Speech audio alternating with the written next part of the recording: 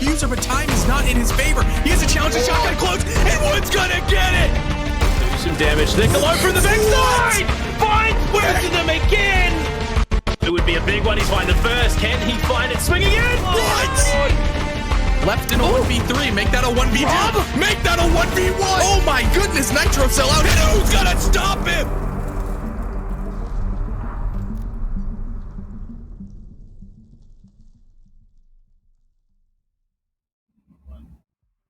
Hello, ladies and gentlemen. Welcome back to SCS Season 6, and today is the final day of groups, the final decision, the final decider game. Coming out hot, we will finally know all the playoff teams, all the implications, and all that fun stuff. My name is CDAPS, joined at my side is Cookies, and how are you doing today?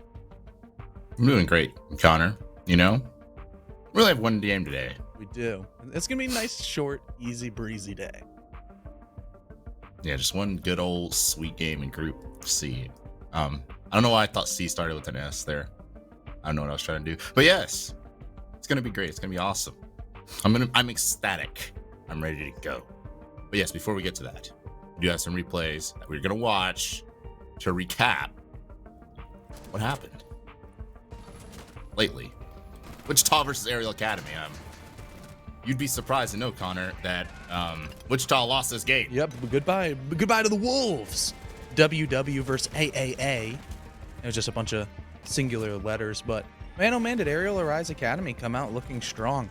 I had it on good intel that these guys scrimmed for the first time, and wow, they won their game after scrimming. If that isn't just direct positive correlation, then I don't know what is. There's also there were some injuries for the Wolves for us. Yes. You know, unfortunately, he had a high ankle sprain. He's missed the rest of the season, and he has announced, you know, he's taken an extended absence. So we really missed Forrest in this game. They missed Forrest, of course. The game after that, one shot Eclectic. One shot beat the brakes off Eclectic on Oregon, right? Yeah. And then, well, let's just say Clubhouse was an interesting game. It went all 15 rounds, rather. Kilo's still hopping over stairs. With the I can't believe that guy. That guy's a maniac. Eclectic gave him all they could handle, but unfortunately they're out of SCS Season 6. I think Eclectic was my favorite team to watch grow through this competition. They really grew a lot. Like, they went from, hey, we don't know who these guys are, to, oh my gosh, they qualified, to, and they got some work to do. And then you could just see progression week to week, and it was nice to see. But what we're going to be seeing today out of Group C, didn't mean to do that, but it just kind of happened, is KARN and Co. against Investigation File, which should be a phenomenal game.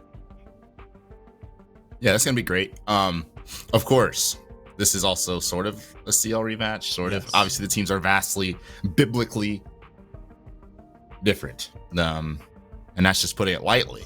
And not really. Obviously, no. I mean, Investigation File, I feel like they've evolved. They've evolved since they played Livid. Meaning players-wise, play style-wise, I'll give you that one. It's the same players, Connor, but it's a different day. And of course, the winner of that is going to play Oculix in the playoffs, which, again, new look Oculix as well. So, good stuff, exciting stuff. Yeah, definitely should be exciting. We have the rosters ready because, I mean, you should know these players by now. But if in case you don't, this is KARN and Co. This is Sonar Whitlock, Xeno, Carnage, Basketball, as well as Mikey. And for this team, we've seen different iterations coming through, and we talked a lot about the rookies a couple of stages ago with Whitlock and Xeno, but they're no longer rookies. They're into their sophomore year, and these are the kind of players that are going to have to step up against as deep of a roster as we see with Investigation File. Everybody's going to have to play well. Mikey, you got to get those entries. We know that's going to happen. Sonar and KARN, they got to be making the calls, but it's going to be up to Whitlock and Xeno, that kind of mid-round pressure to really pop up and show that this team has improved on a week-to-week basis. Absolutely. And of course, we're talking about improvement. Investigation File, and I say this is a brand new team and whatever. Connor, you remember when we had the Mickey Mouse ears? I wish I had them here. I would have put them on. They are all the way in Raleigh, and I'm in Nashville right now. Nashville's a great city. But yes, Investigation File. These guys, I had the Mickey Mouse ears out at the beginning of Stage 3 to see. I was like, what's going on? Sub's just existing on the map. He's not doing anything. I'm crying about Sub, you know, and I'm just like, this team's underachieving. Of course, Stage 3, they went on a tear at the end of it in Challenge League. Here in SCS, Invite Quals, they're doing well. They're right here on the cusp of making it to the playoffs. Of course, they took care of Okami Kami, you know, they got their own problems. But Investigation File has got their own solutions. And yes, I think this week this is a matchup that's in their favor. You know, you've got, if they show up the way we think, and you know, they've been improving, they show up the improved Investigation File, I like them in this matchup. That remains to be seen. Because we're gonna wait here to watch it. It hasn't started yet. But we do have the map bans. The map bans have started. They have concluded, and we have them flashing across the screen right now. Whoosh. Chalet and Clubhouse, they go bye-bye. But instead, we have Bank and Coastline. Bank and Coastline, baby. This is going to be an exciting series because, sure, we have Oregon, but the way IF and KARN & Co. play Oregon, they're very drastically different playstyles, and they're going to clash. They are not going to mix. They're going to be like oil and water, and who knows what the heck's going to happen. But all I know is if Whitlock is crouch walking with Twitch in the basement on Oregon once again, then my fist is going through my monitor. Right? We talk about evolving. You remember that Oregon? You know, you're talking about the Oregon game. I know the Oregon that I'm talking about. That's where we got the Lay Mickey ears, was this matchup right here on Oregon. So that's if we get there, though, because, again, when I say evolving from Investigation File, this is a team. A lot of teams in Challenge League didn't want to play Bank. You know, they don't have the mental capacity to go to Bank. Investigation File is one of those teams that did. They evolved. They have a great coaching staff. They did what they needed to do to evolve and be above the rest. And of course, they did well in invitational quals. They won that map against Earl Rise. On the other side of things for I think they're undefeated on Bank.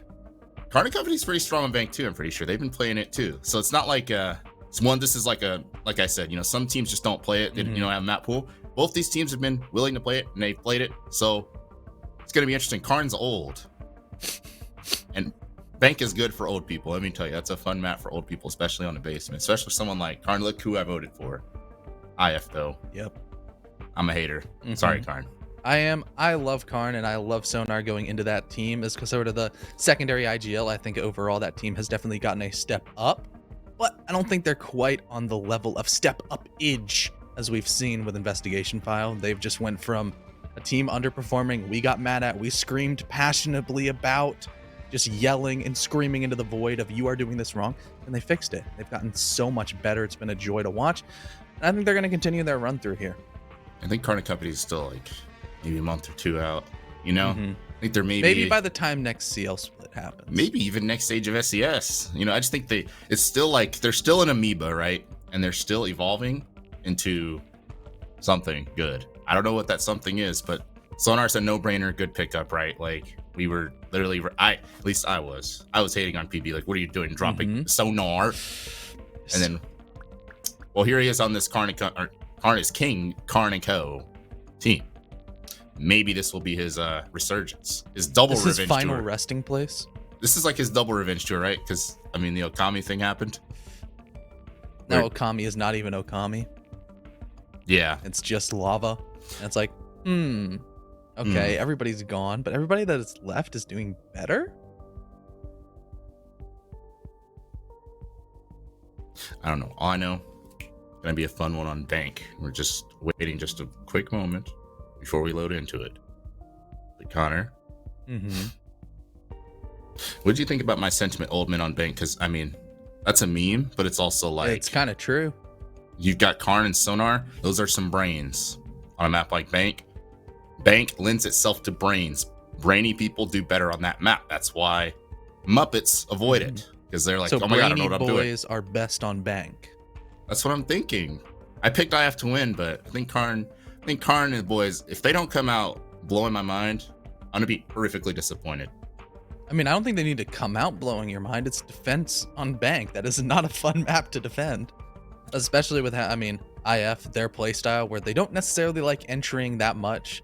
There's a lot of ways that you can kind of bypass entering, because there's a lot of windows you can just hang on and like sit in top square and wait for the defense to make a mistake. And we all know Mikey can be a little bit prone to making mistakes on the defensive side. We don't need to sugarcoat that one, but he is still going to be somebody that we have to watch and make sure that if he's trying to take some of the IQ away from Sonar and KARN, or they're just trying to instill wisdom into him on his roams, maybe it'll work out. I was gonna say, speaking of Mikey, dude, Mikey has been going crazy this stage, though. Mikey was the butt of many jokes of mine. Okay, I'm not gonna lie to you. I was cooking Mikey like a New Year's Eve, or what's it called? A 4th of July barbecue brisket, right? I was just cooking the soul of that guy. And he's been playing the best Siege. He's been playing the best Siege I've seen. This exceeds his Lenny GG days. Mm-hmm. That was when he was just like guaranteed 1-for-1. He would just crouch walk and kill somebody, and you're like, right. Oh, okay. So that's saying something. Michael is playing a lot better. Okay, and that obviously is part of the reason KARN's team is facing a resurgence in SCS. But of course, this is the decider match, isn't it? Yes. This isn't the best situation they could have been in. They found themselves down here. Hey, but let's be fair here. Let's be fair here. Both these teams beat the brakes off Okami and then lost to Mystic. So yeah, they are pretty even here. I was gonna say Mystic's kind of crazy. Mystic first one skates. Shot down in the bottom left, CJ. That really? Wow. That's gonna be an amazing game. Someone's heart's gonna be broken. Yep, that is going to be a heartbreaker, for sure. I guess it's also one of those those T3-2-2 crossovers, which are gonna be great. All this smoke, people be talking that smoke. T3 this and that. Who's going to T3 straight to CO? All this. Okay, this is the game where you prove that fact. And it's a statement game for sure. Two-faced Aerial Academy. Ooh. Interesting. Yeah, right now we have a split of 4-4 on CL versus non-CL. Guaranteed. 4 invited teams, 4 non-invited teams. That's interesting. Two-faced one-shot Aqualix, and then the winner of this game, both of these two teams were invited. And then, I think we kind of glossed over it. Aerial Rise. The reason that you see an Achieve Esports down there, you didn't see that match. When did Achieve Esports get in there? That was going to be the second game today. Aerial Rise had multiple ACL tears, right? Like half the team just snapped. So they couldn't play, meaning Achieve Esports. They made it through, Connor. Old remnants of smoke break, and they just went goodbye Aerial Rise, and goodbye to us, because we're going to go to a quick commercial break while we're waiting impatiently for players to get into lobby.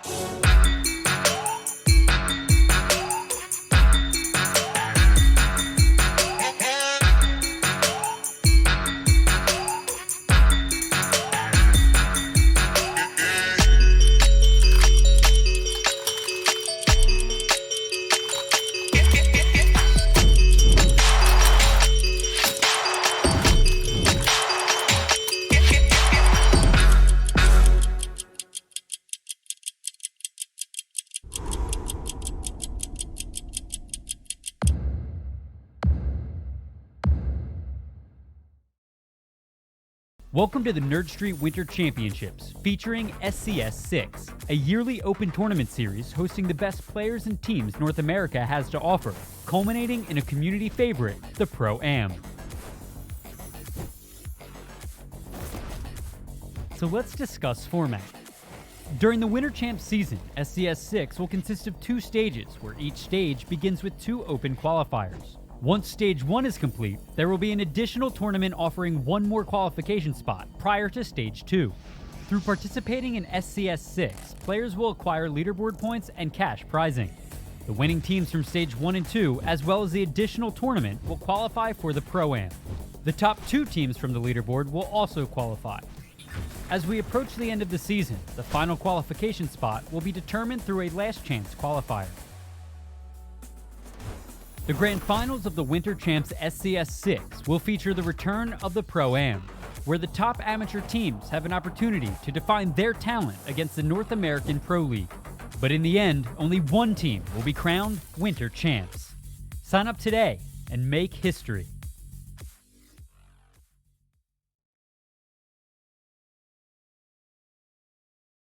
B3, make that a 1v2. 2 seconds left. It's gonna come down. Favor making a third as he looks up. Faker he finds the draw three. Stunning here from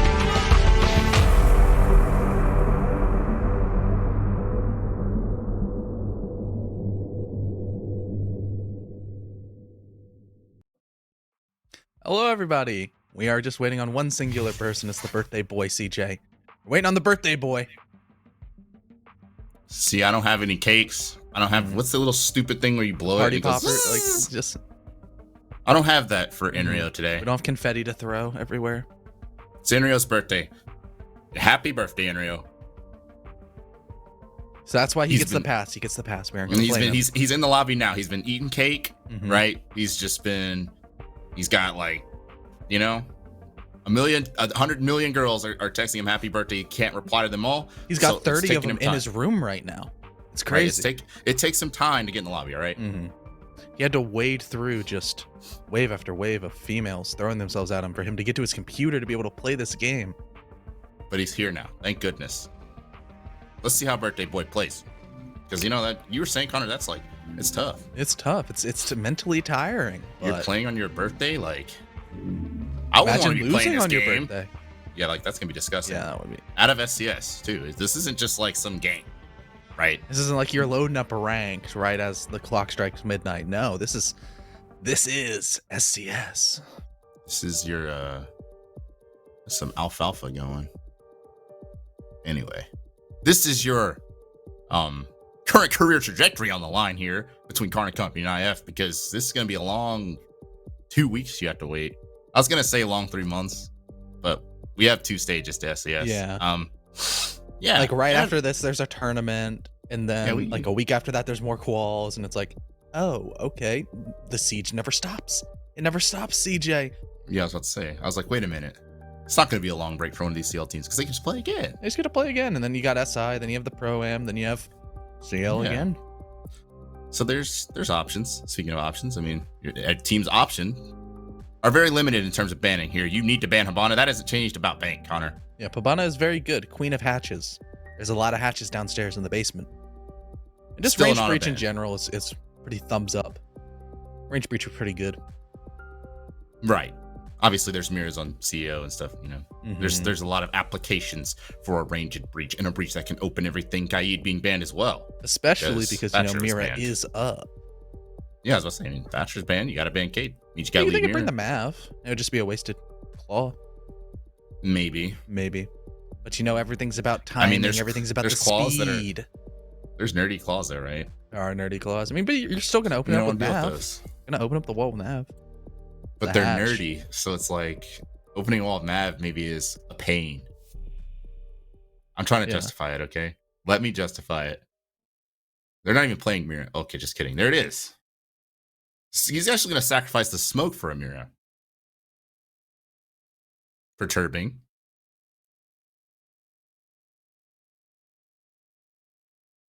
I suppose I respect it. I mean, you know, we're talking. Attackers need to This is Carnage B, right? Carnage B has a melon for a brain. He does what he likes because it makes sense. There's actually only one C4 too, and that is indeed on Carnage B as well, meaning I can see why they're not bringing smoke because these guys are going to roam. If they get to the site, the round is lost. That is the mindset from KARN and Co. And I respect the hell out of that. There's a lot of things that have changed about, I guess, the placement of the hatches, for example, in open area, that makes it a lot more viable to roam in there and have that be your final stand, your final hold. It was something that was viable even in the old bank. You saw the old tempo rosters running, I believe, the mirror that KARN's going to be placing in kitchen on that quad wall. And, you know, it's nerdy. And IF, of course, they're bringing the Jackal, and they're bringing resurgent fraggers in Gideon and Rio. Part of the reason I say IF has evolved, those guys are playing a lot better on the entry, and they're going to have to against this roam, or they're just going to run right past it. But it looks like they're clearing it. Yeah, with the utility that they're bringing, they're definitely, as soon as you see in the top right what Arrow's bringing, you see the Jackal with the Inox scanner and all that good stuff, they're gonna be clearing. Plus, it's IF. They like to solve mini games, and they're going to be solving the first mini game of the Rome with just people all over the place and Mikey on a Mira downstairs. They're starting up top. They're droning out CEO. They're going to play on the windows, hold their cut. Hopefully, Giddy can push Whitlock back towards the main lobby area, which is where Arrow is there for the cutoff. But if Whitlock, decides to go down the white marble stairs, he also could run into Enrio. But thankfully, for his sake and the KARN & Co. Rome, he gets away, but not for long. The cutoff game from IF right there was like chess. It was beautiful.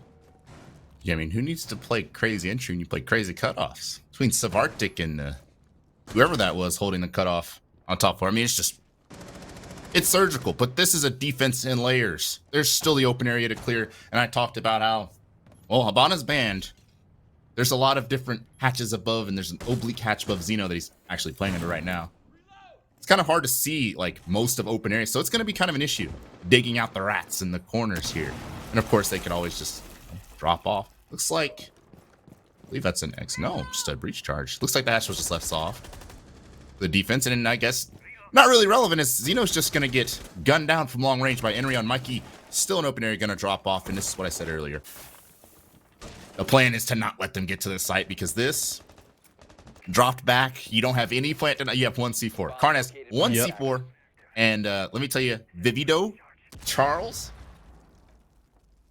that man is good at playing the diffuser. I'm sure he has dry ran his plant spot on bank many a time. KARN, look how aggressive KARN has to play here because of the situation. The hatch is open behind him. He's got someone in server. KARN, make it happen, baby. C4 flying. It could get two, but it's just going to blow up some stuff on the ground, and, well, it's going to be a lot harder to win this round. That mirror is still up, of course. KARN can play, some sort of a way of denying this, but, of course, someone can drop his hatch. Someone can just pre-fire him. There's an LMG looking him right in the eye, and with 30 seconds left, this is a lot of time for Vivid to start this plant. KARN can't shoot him from here. This is really difficult for KARN. 5v2, Sonar's peeking up with the worst gun in the game, and yeah, flawless round for IF. They took care of that Rome pristinely. That was a clinic. That was as flawless of a flawless round as you can get.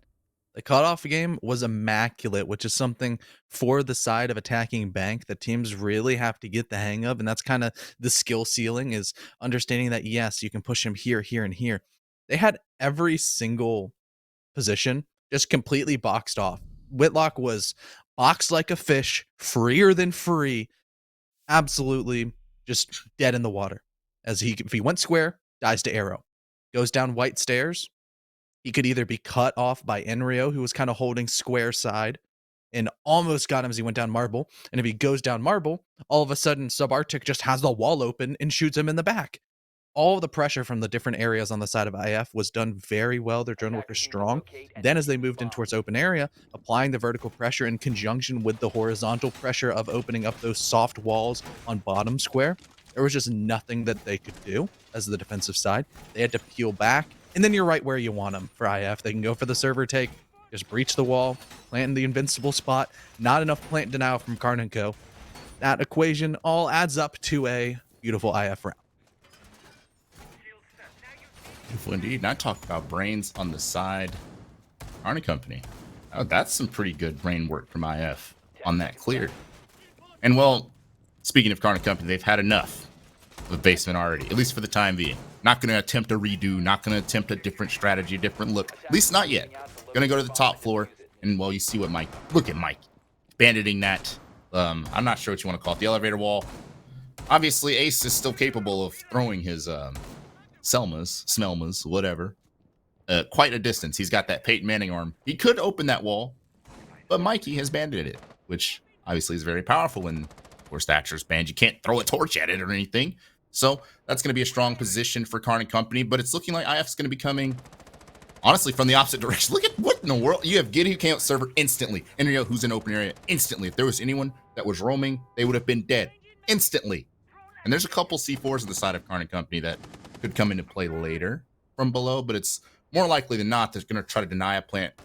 That's going to come from that A-bomb side almost certainly. You see arrows actually repelled across the map as well. A lot of cutoff and misdirection game from IF, and let me tell you, it gets me excited. What is that? Echo drone in the... You see that? That is a nerdy echo drone. Nerds. Absolute nerds. That's what 9,000 hours of siege does to a muff. Look, Giddy. He's looking to go for a floor nade. If you're wondering what in the world are they doing, is he just probably down trying to here kill eating? Whitlock over towards? Is he trying to get a snack in the kitchen? No, he's trying to get a floor nade too.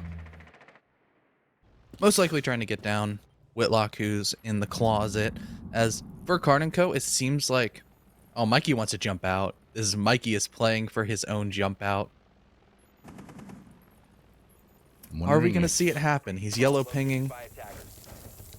I don't think Sub has any idea that Mikey has this ambition in his heart. But Sonar now does. He knows that Subarctic wants to shoot him with this AK-12, opening up and cutting off so many of the angles for the side of the KARN & Co. defense. It's not a comfortable position to be in. IF, they're confident on the windows, but maybe a little bit too confident as Mikey's going to go for 3. Mikey for 3, and I'm not talking about Jordan. Nope. And what was looking like a good round for IF, a good little setup, all unravels like that because, well, not to blame Subarctic. It just took one lost gunfight to turn into a triple kill for Mikey. And well, IF is now, I thought they were going to go from square, to be honest. It looks like there was a lot of emphasis around the windows and not necessarily a lot of emphasis around getting the wall open in square, which honestly, I feel like would have prevented Mikey from standing in that spot, given the long angle you can have into that little hallway there. But it looks like, well, Inrio in a 1v3 is going to collect 1. Sonar's going to give him a birthday present. But other than that, well, KARN, what are you doing? We now have a 2 versus 1. But Inrio, 1 on 1 HP, Inrio, and he's staring at Mira's. He doesn't even really have an entry into sight until now. And well, that's covered by long angles, the Mira as well. And don't you think, Connor, like if they had opened, they ever opened square? Doesn't that make Mikey a little less likely to sit? Because you know that bookshelf like blocks it, but that bookshelf spammable, right? So that would have humbled him up a little bit. I feel. But it never actually developed into that. I mean, Mikey went huge. I thought he was going to get a double, and then there was just the third person there. The outlines were overlapping. I go, oh, Mikey, he has the endo. I mean, he's just gonna give a, like, it's like if you give a mouse a cookie, you give Mikey an MP7 and intel to jump out, he's gonna do it. That's just what Mikey does. He will make those aggressive plays for your team that make or break the round. And for KARN & Co. right there, that jump out with the nerdy yokai drone that we saw just sitting behind some glass over towards ATMs. It worked. But CJ, can you replicate that kind of stuff? Easier said than done. Mm-hmm. Of course, that's, there's a possibility you throw that yokai, it flies out the map. It's just out in the front parking lot or something.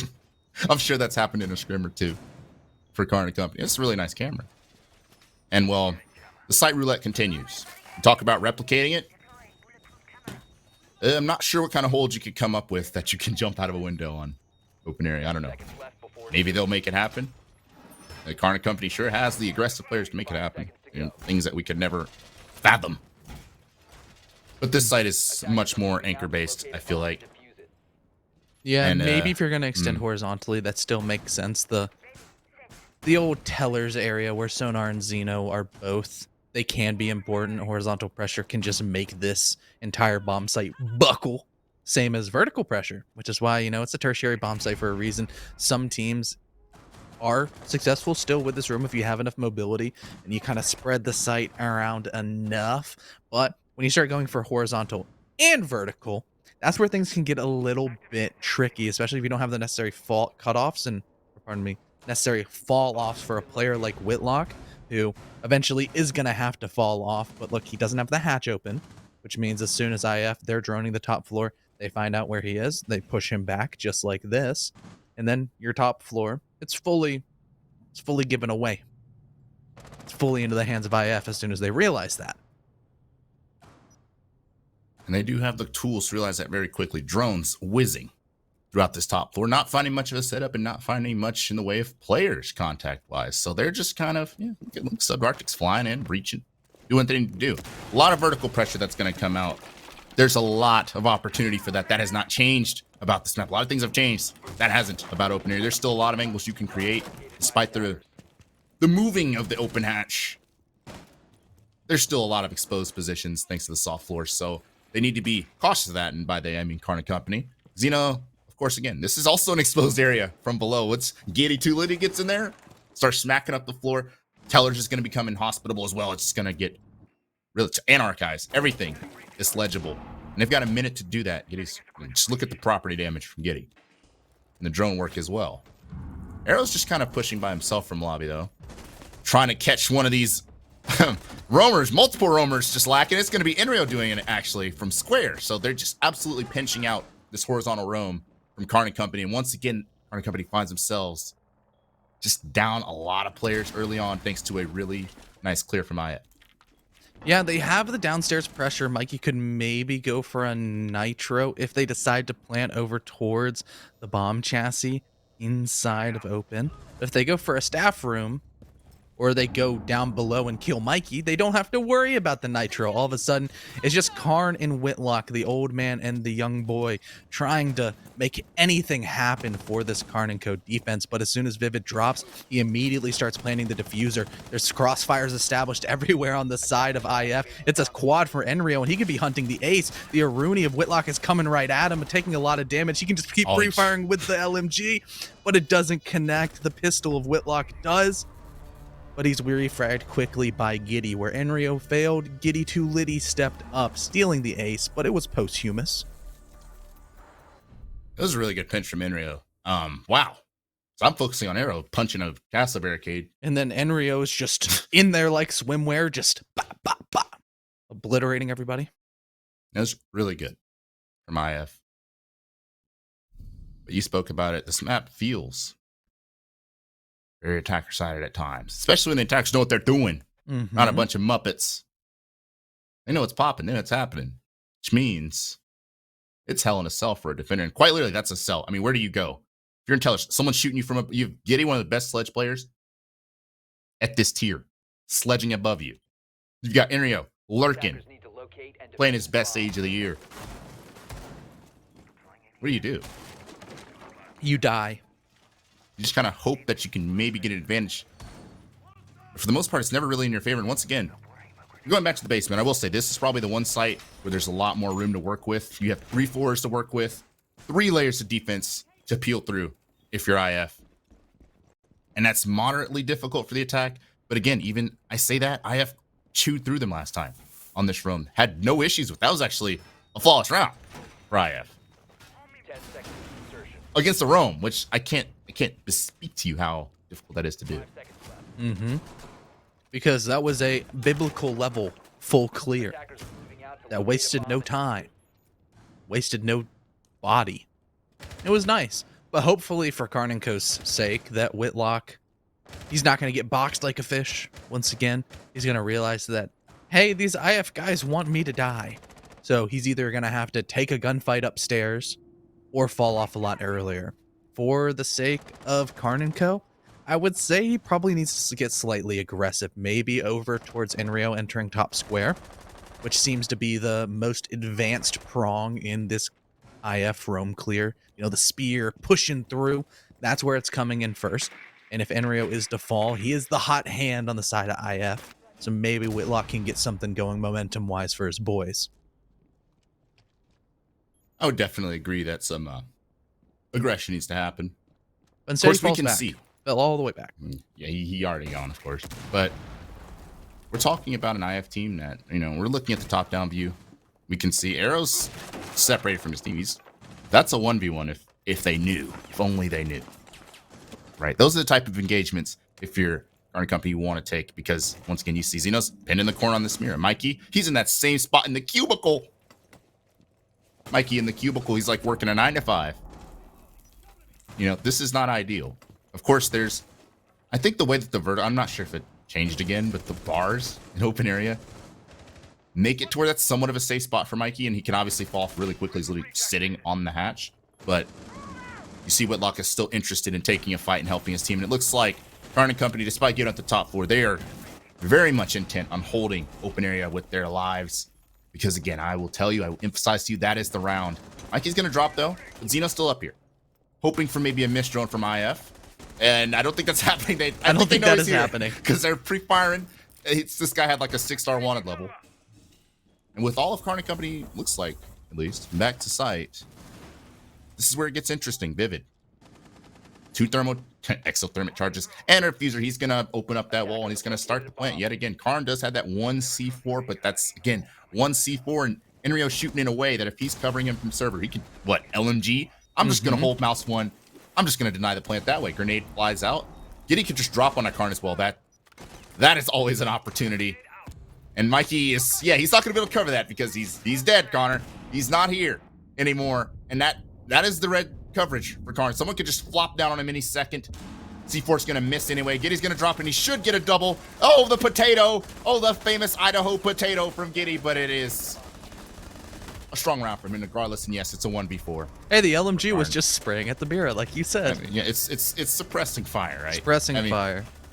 And yeah, I don't envy Karn in that situation. Like I used to be the guy when I played competitive back in my heyday.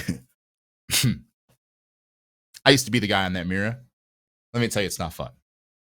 Yeah. Were you the smoke on that Mira? I was the smoke. You had to know. You had to learn the lineups. You had to learn the lineups, and you had to peek with the SMG-11 from range. Back when the SMG-11 actually used to have some recoil. Yeah, it was. Let's just say that is like, for Karn's advanced age, that is the last spot that is fun to play. Let me just tell you. I mean, even I say that, even Mikey, like, it's so predictable. Someone's going to be holding that garage angle and that exact angle with that exact geometry. I'm going to just toss a nade here. You can't afford to put ADSs there 90% of the time because you got to protect Karn in that spot on that Mira, right? So it's like, what do you do? It stinks. That's why, hey, Bank is attacker sided, baby. And IF is, well, they're looking hard right now. Yeah, they're looking pretty strong, but hey, once again, you gotta say, it almost has an asterisk. Because this is bank attacks. But even with that being said, the only thing that has stopped IF was a triple jump out. Which sure, maybe you can try to replicate it as best as you can, but that's trying to catch lightning in a bottle.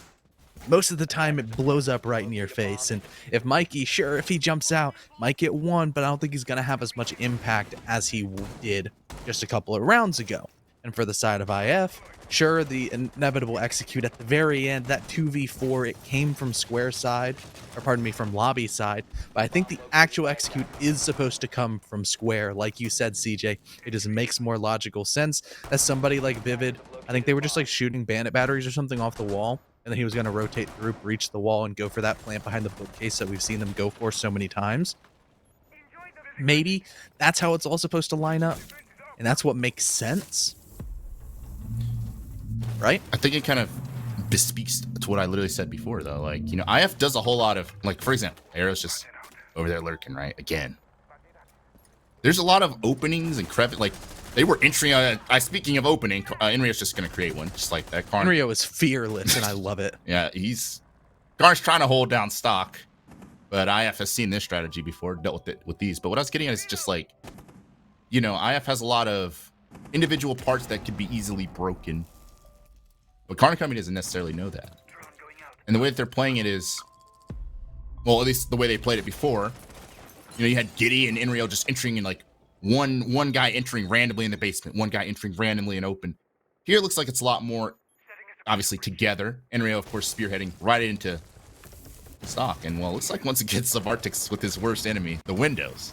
So I'm not sure how this is going to end for IF. But it looks like, Mikey's not going to have the same success. Unless he's a madman, jumps out again. Sonar's on a donut and trying to help. Yeah, actually, this is actually what I was looking for. Like, you had no Arrows here by himself, and it looks like they're trying to push him together, and they don't. Actually, with that fight, Arrow just killed both of them. Okay, so Sonar's got a Windows. Oh, yeah, well, Sonar's got a Windows, and I ain't talking about a window. Yeah. Well, I was trying again for Maya. That was... That was rough. It's like they didn't know he was there. Do you see the... Like, I think he was just looking at the sky. Oh, he's looking at... And then Sonar's he was looking at the rappel because that is a win condition for that attack. Is you kill those window players, a lot of the times you're going to be a lot more successful. But like I said, IF, they can learn and they make it so you're not going to kill the window players as easily this time around. And they just slapped Arrow inside of ATMs and he scooped up 3 freebies. When we cut off of Arrow, I go, oh. Okay, at least Sonar has the refrag, right? Yeah, CJ? that's what I'm like. Right? He has the refrag. Nope.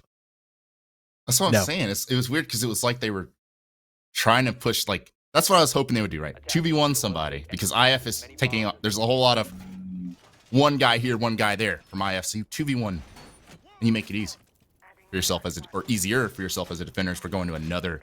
So we've played every side on the map at this point.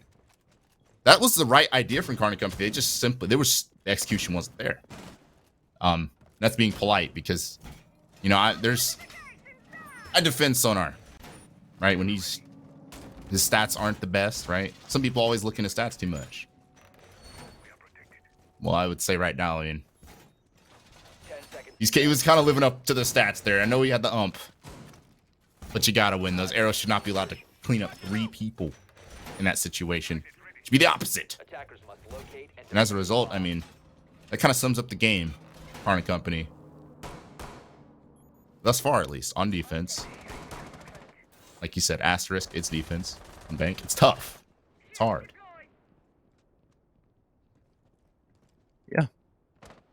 Vivid has no kills, but he only has 1 death.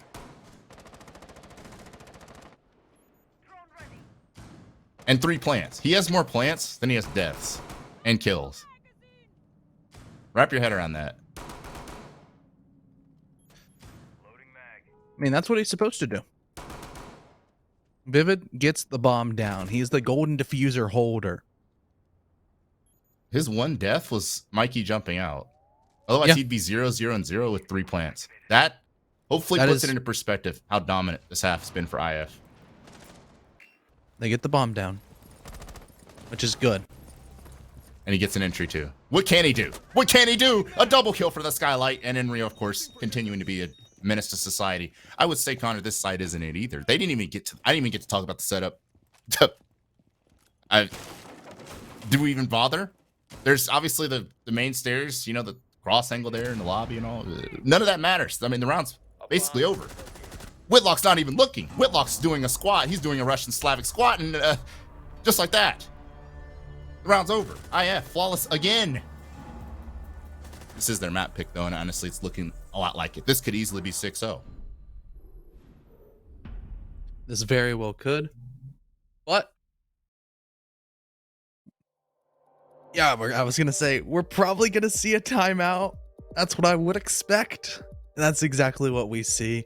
KARN & Co., sure, this is IF's map choice, but still not a fun gun to be staring down the barrel of. A 5-1 attacking half, yeah, it can happen. It can be really difficult to defend a lot of these positions on bank if you don't know what you're, or pardon me, if the attackers know what they're doing, and it's very evident that IF does. But even more than that, as you transition onto the defensive side for IF, they have all the momentum in the world. When Vivid is getting active and holding those cutoff angles and getting 2Ks, that's when things get a little bit worrying for the other team, because he's not supposed to be the one shooting, and now he has started. Yeah, I mean, we got Charles Vivid, has more entries than he has deaths. Or about the same, actually. It's the same. That's ridiculous. We're on round 7. Yeah, I don't know. What do you talk about in this timeout? Like, guys, we just let KARN shoot us. We're getting slammed here, but you know what? We just need to settle down. We get to attack. We get to tee off on them now because we're attacking. And of course, you're seeing a lot of the same concepts. I mean, I think IF is a team that you can't let out aggress you. You have to be more aggressive than IF to make them uncomfortable. If they're the more aggressive team in the matchup, then they're going to eat you alive because, you know, that bar, their aggression is already pretty low. So if you're even more passive than them, that's just not a good matchup. That's why we had that point earlier that you were talking about, that the matchup does favor IF. I think it definitely does, just play style wise. You know, talent for talent, bar for bar, pound for pound on the side of IF. I think they've got a little bit more firepower in their arsenal across the board. I don't know if you necessarily agree, CJ. No, I highly disagree. Actually. Highly disagree. What KARN Company has, I mean, when they're like playing the game, I don't know what's Whitlock like. I feel like it's like the second time I watched Whitlock like 1 in 5, just trying to traffic Tony. But normally, like when you say like Whitlock and Xeno, and they're popping off, and when Mikey is like playing really well, we saw Mikey drop like 20 kills a couple games ago. Like, I would say they can match up with IF. it's not just totally lopsided, you know, like the needle's totally in the other direction. But it's definitely looking like it right now. I mean, I have no leg to stand on in this debate, clearly. IF's just looking... It is IF on bank, and I think that they are currently the best T2 team on bank. So That's a hot take. I don't think that's necessarily a hot take. I don't remember if PB and IF played on this. And PB's not a T2 team, are they? You're right. Yeah, PB's not a P2 team anymore. That's why it was not a hot take, CJ. It's not a hot take anymore. Okay. Speaking of hot, and this is a hot angle from Whitlock. If Enrio is caught slipping, he will die. This is completely opposite of the concept we saw from the other attack half. I mean, in both regards, this defense, that wall's wide open when KARN Company was focused on keeping that thing shut. And then, of course, we're seeing a lobby take when IF was allergic to lobby for the most part, with the exception of Arrow holding the flank. So that is interesting. That grenade just, that was like a Mitchell Trubisky grenade. It didn't actually hit the target, fortunately. Second one. You know, Enrio was just constructed differently. Built different. Clearly. Nades, shrapnel, don't care. He doesn't care. He's going to persist inside that elevator, which is a very strong position to be in. It's going to be the first area that KARN & Co. are really going to have to deal with. I don't know if they have enough flashes on their side. They do not. So they're just going to have to dry peek. It's going to be up to Mikey trying to walk into a crossfire as the jump out does come out. Whitlock, he finally takes out Subarctic, but it's a flurry of kills going the way of KARN & Co. All of a sudden, it looks so much better for the attackers. It's a prone Vivid to try to get some damage. It'll be a DB&O onto Xeno, but with a minute left, KARN & Co., they can take a breath. They don't need to put their foot on the gas, but they're going to anyways. KARN himself, Carnage Basketball, he'll deliver the final decisive blow onto the side of Vivid's rear and take a round from IF. And you know what? I would say 9 times out of 10 they should lose that. It felt like IF had the intel. I mean, you saw the Echo joint at the top of curve. Calling, guys. They're flooding. Enrio is doing the right thing, I think. He's trying to play across. I don't think there was another cross. For whatever which reason. And it allowed those guys to just kind of get up the stairs. Usually, like, you have, like, what's it called? That front office. The call out eludes me. Some people call it Penta. Whatever. Where the windows are. Isn't there like a angle you open up where it sees the stairs? Or am I tripping? Slap me if I'm wrong. Yeah. But it's like there's like an angle from meeting where people like stand on that and then, you know, or whatever. I mean, you do what you want. You can just bisect the entirety of the map. It doesn't seem like that was really there for IF. I had to look at the instant replay and see another reinforcing. But it's nonetheless, honestly, it's water under the bridge. KARN Company just kind of brute forced that, and it worked, despite missing every grenade. I mean, Enrio should have been dead so much earlier. But Connor, let's be real. Those were like some Trevor Simeon nades. Like, yeah, they were a little bit.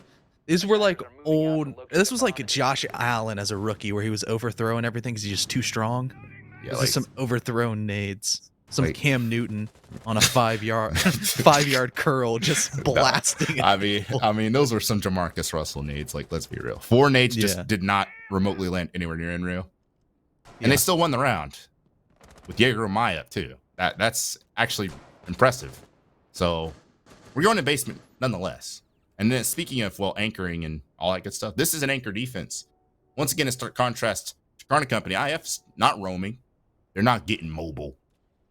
They're just sitting on the site and playing this close to the chest. Enrio, of course, on the service there's a classic position. With that shotgun, with the birthday buff. KARN Company looking poised to have to deal with that one. Of course, you know, if their nade game is as bad as it was on the elevator, service stairs became infinitely more difficult to clear, let me tell you. So that's a fun little mini game we're going to be treated to here in just a couple moments, as, you know, of course, KARN Company is doing their due diligence, clearing out the map, making sure there's no rat, even though IF is probably the last team to play like that. And here we go. Let's see. Enrio versus the world. Yeah, the hatches, they're going to get opened. That makes sense. Everything's good. Can openers, smell my charges. They're going to open up the hatches easily. Sonar, he's also going to drop the main lobby hatch, or pardon me, the square hatch. Will make it very difficult for somebody like Enrio to escape. Instead, he's going to have to fight. It's just going to be Enrio versus the world on the blue stairs. Sabartic, he can kind of help, but more than anything, it's just going to have to be the shotgun up close and personal, the nades. It's going to take out the shield. But the Toxic Babes, they're being thrown to just buy more and more time, which is slowly ticking away from the KARN & Co. attackers. It's not looking necessarily the worst thing in the world, but with the two strong positions still in the back pocket of the IF defenders, it's going to have to be somebody getting up close and personal, but it's the shotgun in the SMG combo that takes down Mikey, quickly refragged by Whitlock. And do they know that Sub is also down here? They probably will now that he started shooting. Yeah, he's definitely a little excited. Sub's just shooting before they're even there. And you see for good reason. It's a very pre-fireable spot, a very hard spot to play. Now you see this final little obstacle, though. The wall is open peculiarly. I hope I said that right. I don't know. I just made up a word. Nonetheless, IF, I'm pretty sure, still has Echo drones. They still have this long angle from Giddy, but he's not actually landing that shot. C4 will kill Sonar, who's just continuing to have a terrible day, but Zeno sniping Vivid off of the Mira. There's 2 Echo drones in play here, so that could be extremely significant as we reach 13 seconds. Now the Ace is going to have to drop, try to find the Echo, to try to find somebody. He'll find Arrow, but it'll be his life. And Giddy's actually going to go for the peek instead of using the second camera. It's going to cost him his life. It's going to cost him perhaps this round as KARN Company. Well, they're going to be able to win this post plant very easily. That's one of the more favorable ones in the game. And well, very interesting decision. I don't know. Did both of the cameras get shot in the moments we were looking at Arrow? Yeah, that was an interesting one. For both, you almost want to say that Sabartic and Giddy, it was misplays for them. Yeah, I mean, I honestly have no idea if they droned out Sub behind the server rack. I have no clue.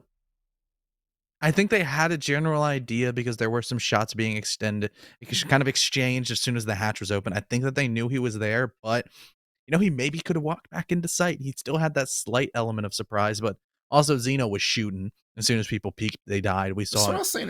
You know, you're saying like, oh, it's upsetting. IF has all the talent. Look, Zeno's completely underrated. To be fair, sometimes he does have consistency issues. Poor Sonar, man. I know. You need have to bring it up again, all right? Oh, we see it. He's getting blown up. He's having to run the ump against these Comanche clears from IF. It's tough, you know. But I don't know. Like Zeno shows flashes, is what I'm getting at. You know, Mikey shows flashes of being that guy, that player.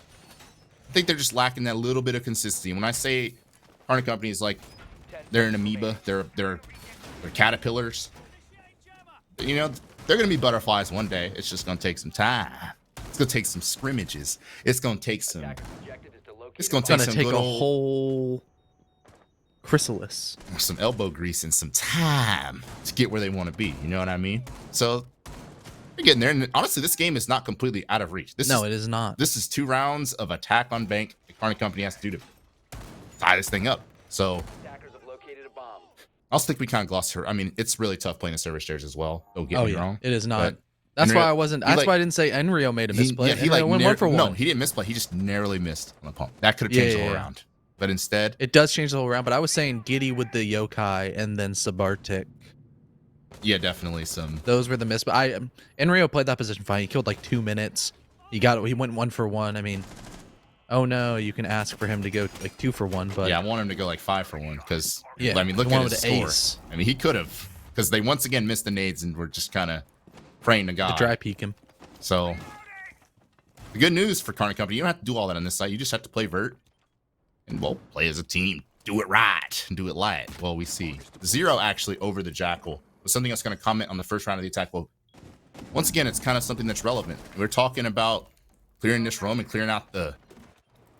I mean, I love to describe it as rat gameplay that you're going to have to pull out in archives and open area.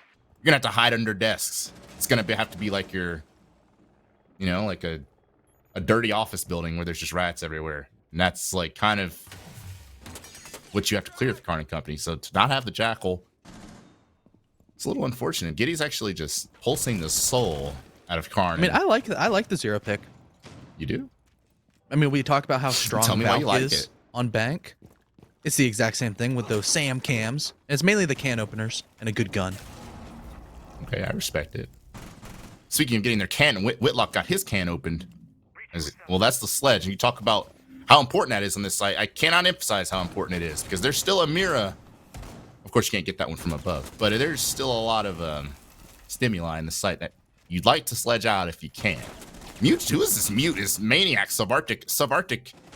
Is that Subarctic? Is someone playing on Sub's account? Sub's peeking? The enemy? Ridiculous. Thermite charge gonna fly out from sonar. No, there's a mute jam. I was deceived. I thought it was going off, but it's just sparkling. Now it's going off, and well, it's gonna get really uncomfortable for that Mira position and for the two defenders in kitchen as they are both pinned on the left side of this reinforcement. This is a Mikey moment if I've ever seen it. He should have a double kill lined up for him. But no, IF's just going to hold firm here, at least for the time being. Zeno's worked his way into the small office, and the Mira mid-reload, Vivid, is unable to win that engagement. Trades flying back and forth, and we're in a 2 versus 2, where the plant is indeed going down in kitchen by Mikey. But it depends on the timing of this swing. Giddy just appeared out of nowhere, I guess, from server, I imagine. I don't know, but the flanking pulse. Shoot him. Someone shoot him. There you go.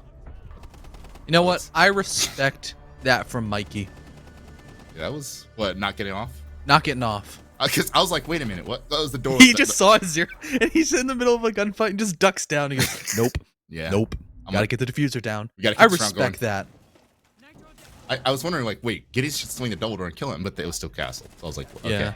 But yeah, that was a really good trade game from IF at the end. That's really what it came down to. That was just all out warfare. Mhm. That was battle. That was Thermopylae in 830 BC. It was just war. And I mean, IF came on top of it. It's really not much deeper than that, really, I don't feel like. Yeah, I mean, really well played by IF. I liked that strat.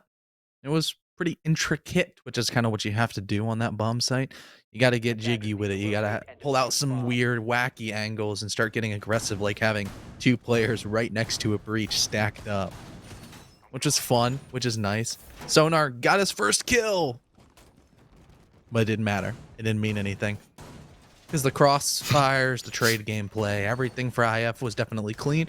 Now they're on match point, going upstairs to a bomb site that, you know, you almost gotta say should have gone into their favor, but they got slaughtered, which is interesting because you don't necessarily want to say like, oh yeah, they should have definitely won this one. We're looking but at it now, right? The little meeting. Yeah, like, see, Vivid shotgunning this, like, you would think. that there's no way they can come up the stairs. Maybe it's because it's reinforced. If they don't put a, okay, Vivid did put a mute jammer. I was about to say, if they didn't put a mute jammer on that double wall, then it was just, that is troll, because that right there, where that shield is the exact spot that they put the Selmas last time. Yeah, so they they would have had gotten that the whole- shield and the ADS for free. Yeah, but like- they did mute jam it, thankfully. They also had that thankfully. wall, like, just wide open last time, right? Like, Yeah. it was wide open. Karn just threw it up. That's where they burned from. That's where they should have gotten the nade kills onto Enrio, but they overthrew them.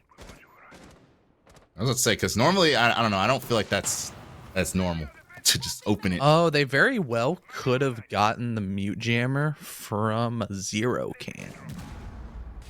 Oh, I see. Cheeky Zero Cam somewhere up in the air. Further standing to 0. I mean, it's respectable. Mm-hmm.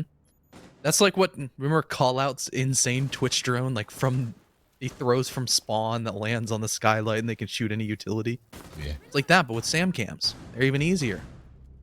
Who needs that when you can just dome this guy? Yep. I think that was that angle he was using. Yep, that was the earlier. angle that we were talking about earlier. Whitlock just has a pixel and he's just waiting. He's shooting. Bye, Enrio. Goodbye. Subarch is going to reassume. I mean, Sonar, like. Sonar's flashing himself, just losing his mind. Grenade going to fly out from Mikey, but I'm not sure if it was cleared. Yeah, it's flash missed. And Sonar, or rather, so many S's in this game. Subarctic is going to actually throw a disc or two and reassume that position. It's going to cause problems. It's going to cause delays for KARN and company. Well, speaking of problems, Giddy's a problem. On that ump, he's going to find Zeno. It's one of those nade op, or rather the 0. And once again, Mikey's just going to spearhead his way up the stairs in full view of just everybody. Into the front desk now, sniping arrow. He could go for another one onto the player in stock, but leaning the wrong way, unfortunately. And I guess I'll monitor on his way. I don't know. Sabartic will get that kill. Knife hanging on by the skin of their teeth here in this 2 versus 3. They know Sabartic's in stock now, and Vivid could flank, but it's going to have to come sooner than later. I think there's live information from a now passed on Echo player that is being given out. That's good news. I'm wondering if Vivid's going to go for a C4, not sub-narrowly killing Sonar, but he's not going to actually get the kill. C4 misses. Looks like the intel was slightly off, and the shotgun shots are going to miss as well, unfortunately, for Vivid. Meaning this plant's going down, and this is a 1v3 post-plant situation where the mute's going to have to waltz his butt upstairs. And I don't usually see people win these, Connor. Not really. Yeah. For Vivid, he's been in the least amount of engagements in this entire lobby, but he has to get in quite a few. Sure, Sonar and KARN, they don't have that much HP, but Whitlock, he's upside down. Sonar has a deep angle. And yeah, not a good position to be in for that retake. I thought for maybe just a second, that second shotgun shot was right next to Sonar, but he got off the defuse just in time. The faulty intel, that was almost the name of the game. It could have swung the round into IF's favor, but when Mikey just is able to walk right up the stairs and blast through the entire core of your defense, that's almost a bigger issue that you need to take care of. Definitely, and we'll lock our CCTV. This time it's looking like IF's not going to play it like, unseasoned chicken, just inside, No.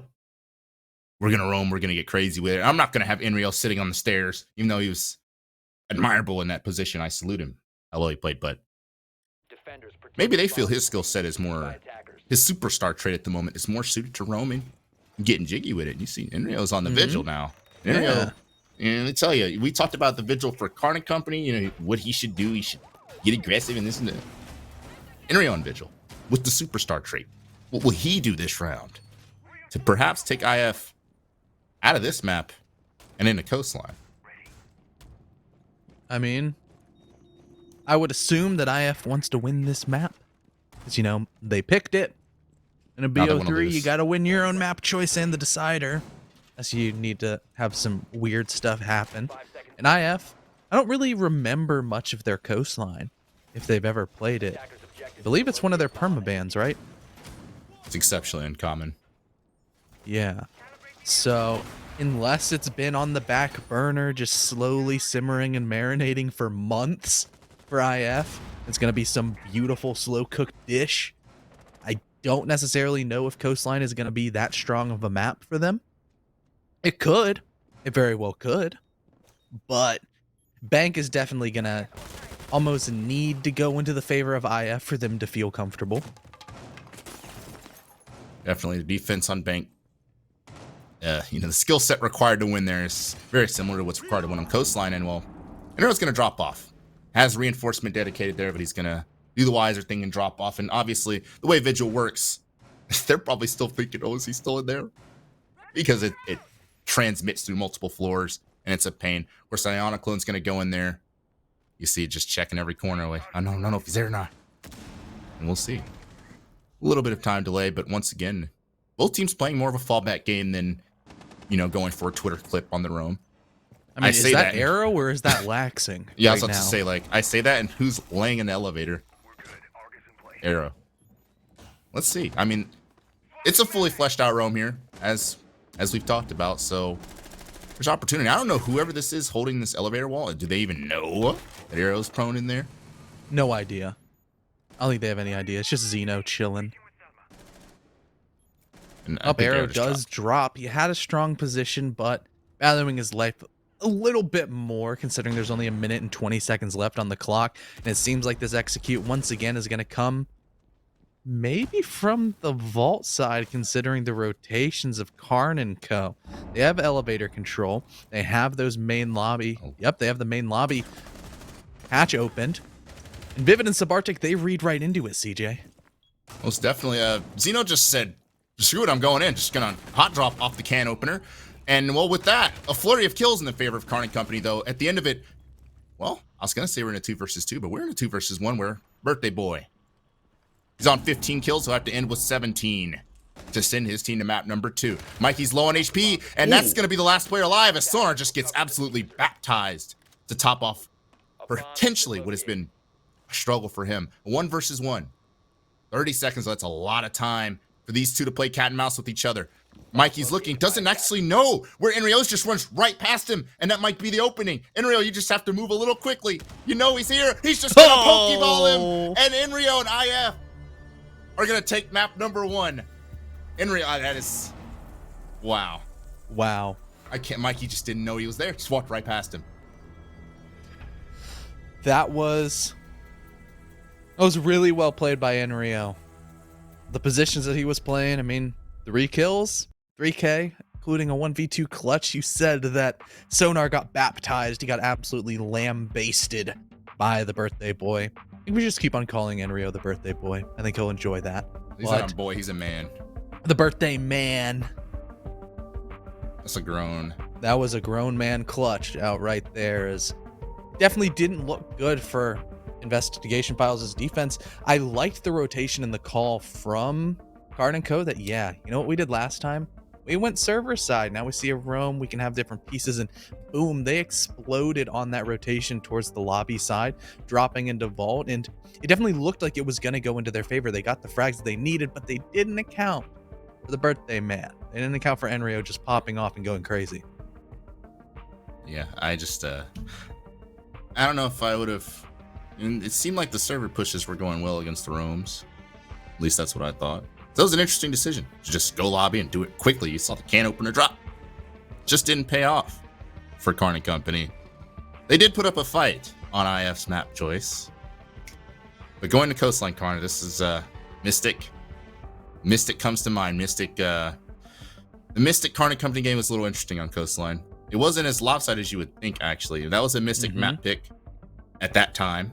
And well, Mystic kind of took it to him, but it wasn't like KARN and Company got, flawless off the map. I would say on Bank here, it has actually been more like ice skates than that Mystic game for KARN and Company. This was just, at times it didn't feel as close as the score looked. So I don't know. There were a lot of false rounds for IF. Going into Coastline, maybe the same thing, maybe not.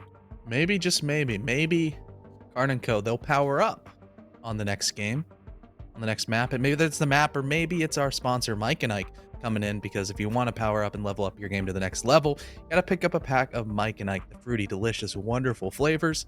They take you all the way up to the next level. You can either have the regular Mike and Ike if you're more of a classic man, or if you want something new age, you got the Mega Mix, even more flavors for you. Mike and Ike are pretty good. Pretty darn good. And well, yes, map number 2 coming up, ladies and gentlemen, after a very short break.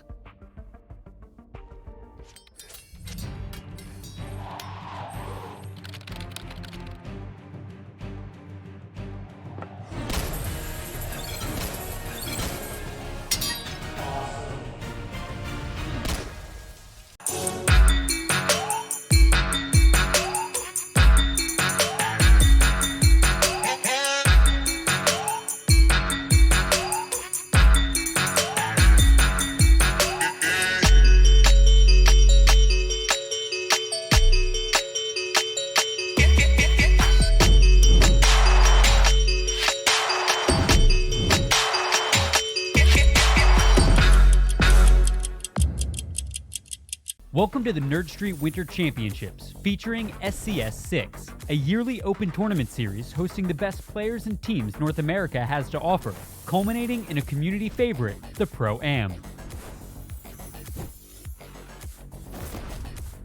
So let's discuss format. During the Winter Champs season, SCS6 will consist of 2 stages, where each stage begins with 2 open qualifiers. Once Stage 1 is complete, there will be an additional tournament offering 1 more qualification spot prior to Stage 2. Through participating in SCS6, players will acquire leaderboard points and cash prizing. The winning teams from Stage 1 and 2, as well as the additional tournament, will qualify for the Pro-Am. The top 2 teams from the leaderboard will also qualify. As we approach the end of the season, the final qualification spot will be determined through a last chance qualifier. The Grand Finals of the Winter Champs SCS6 will feature the return of the Pro-Am, where the top amateur teams have an opportunity to define their talent against the North American Pro League. But in the end, only one team will be crowned Winter Champs. Sign up today and make history.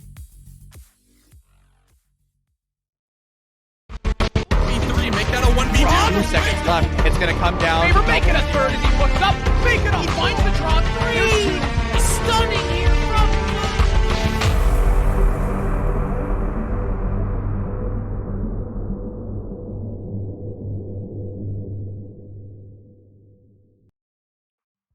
Welcome back, ladies and gentlemen. Thank you for bearing with us on our short break, but we just concluded map 1, so if you're just now tuning in, you missed a pretty good showing of Investigation File on Bank. We have a couple replays here for you to, sum up that map into a nice, quick 1-minute package. My name is C-Dabs, joined on my side is CJ. How are you still doing? I'm perplexed. No, just kidding. I mean, IF is one of the, you said it. They are the T2 Mank team at this point. The standard. And well, I think they lived up to the standard, at least in this matchup. KARN Company, they just had too much to handle. Fell down 5-1. Just flawless round after flawless round for IF on attack, and they were able to bite and claw their way into into victory, riding off the defense half. And well, going into Coastline, that's the same type of, it's literally the same theme. They're different maps, okay? So we're gonna say Coastline and Bank in this end. They're different maps, but conceptually, you're gonna have to it's the same, formula for victory. If you are IF and you want to get this 2-0, and well, if you're KARN Company, you want to amend from what happened earlier. KARN Company's been playing a lot of Coastline, or a decent amount of it recently. And well, let's see how they, let's see how they deal with Inrio when he's dropping 17 kills, playing like that on Coastline. It could be a matchup issue. I mean, and more than anything, just that opening, that entry duels just constantly going into the favor of IF really was strong on their attacks and propelled them forward. Even more than that, I guess we can just talk about their attacks over and over again, but it was their defenses just aggressive enough, riding the fine line of, hey, for KARN & Co., they really had to push in during those uncomfortable times where it was not that great for them to push in, and IF were able to punish them. And on a map such as Coastline, there's a lot of similarities. For the attack, a lot of your strengths come from that you have a plethora of options on where you want to execute, and getting to those areas, getting that necessary map control is a lot easier than certain other maps like Oregon, Cafe, Villa, blada, blada, blada. And there's a lot of spots that are not fun to play as a defender that are sort of necessary. Those are those female dog spots that we can talk about, CJ. So if you can't really defend on Bank, which has a lot of those similarities, it's going to still be hard to defend on Coastline, but I think KARN & Co. being just that little bit more comfortable on the map should lend themselves to be a little bit more competitive, maybe even overly competitive, so they can take this map. Yeah, so when you talk about those spots, those anchor positions, it's a lot harder to play those when Buck's up. Some teams are really creative and actually pretty good with Buck on this map. That's not going to be an option, no matter. Of course, it's a Giddy op. Giddy will play some. Giddy and Enrio both play Buck. Yeah, they get litty. Again, we haven't seen, that is one thing we haven't seen IF on Coastline in particular since I believe like stage 1 of CL or something like that. Or if they did play it in stage 3, it was like this was the old SH core, and they were like a the Cafe other Club team. Villa. We like our shields kind of team. IF hasn't willingly gone to this map in a while. Okay, usually it's banned very early, not very common. Actually, Castle going to be. I didn't actually catch. Was it KARN Company that banned Castle or IF? I missed it. Dagnabbit. Nonetheless, Sonar, his worst enemy, Castle, he doesn't have to play it. He's actually going to alibi this time, so maybe he will do better than, like, what was he, 3 million last game? Just, it was a struggle. But he has been known to get mobile on alibi, going back to his Okami days. Sonar can be that guy. I think role-wise, he was just kind of, protect your bomb. Bank's not the best when you're losing on those roles, let's just say. So, IF. We're gonna have the Lion, which actually, most of the Coastline games I've watched recently, Lion's just been banned outright. Yep. First Coastline game in a while, we're gonna see Lion. We're gonna see the Thatcher as well. The Habana from Vivid. Vivid just, there's Just playing all the ops that sometimes get banned on Coastline. We're seeing it all today. And well, talking about anchor positions, obviously this Vase Shield, it is protected by a lot of stuff, and it's also protected by a guy who is currently doing a Michael Jackson impression, moonwalk. Like he's just moving his base, right? Unfortunate. He might be gone. That would be a 4v5, and I think Oh, is he back? Ah, he's alive right before prep ends. That's great because they would not have been allowed to rehost. It would have been, screw you, KARN and Co. There's a defense that you maybe could have swung into your favor. Plus an extra shield that they would not have gotten. With the rework of Coastline, probably the most interesting thing that's happened is all of a sudden 90 as well as VIP. They're actually a defendable position because of that wall. Don't know where that Electro Claw from Xeno is. Could be down below, could be heck outside, or just in the middle of the wall. I don't know if we can actually see it. Yep, it's down in the floor of the wall. That makes, you know, there used to be a window there, CJ. Now you have to actually breach it and get rid of a claw and do all this fancy stuff to be able to, you know, shoot the guy behind bookcases. Which is a new power position that has been, I guess, created as a result of that change. That's always nice. To get without Buck, he's just going to be throwing his hammer up at the floor. Carnage be taking a lot of damage, I guess, from the roof, presumably. Arrow, I guess the pain continues for Sonar. Opening death to start Coastline. And that's obviously less than ideal. That's one of your Romans. That's one of your powerful weapons that's in your favor as defense off the board. And now IF, we talk about a plethora of attacks you can go for. There's Legend out below in Sunrise. And, well, this looks to me kind of like a hookah take. Grenades flying. Oh, wow. Xeno is still on the hatch, and Giddy almost got him. Yeah, you saw the tracers. Yeah. But it missed. Xeno just slams Arrow, and he's looking for a third sub-reactor being shot at. He doesn't even see him. But Inrio has been the hero for IF is continuing to be. He finally kills Xeno. Xeno is in a spot where 99.9% of the time you just die instantly. Not in his case. I guess he's the one that, he's the 0.1% gets multi-kills. Inrio just ate a shotgun to the face, finally dies. Just Vivid on the balcony now. And that's this round. When it does go in the favor of KARN Company, it's all thanks to Xeno. I mean, Vivid's he's in a spin cycle right now, but he actually takes out KARN. And I had to hold my breath there. Mikey almost lost this gunfight. Almost, if that alibi, had lagged out, that clone wouldn't have been there. Probably would have lost that round. I don't even know. But yes, there's some rubber banding. Yeah, there's definitely some rubber banding, but I mean, some lag R6. I mean, Xeno, that was ridiculous. That was some of the best 10 seconds of Siege I've ever seen him play.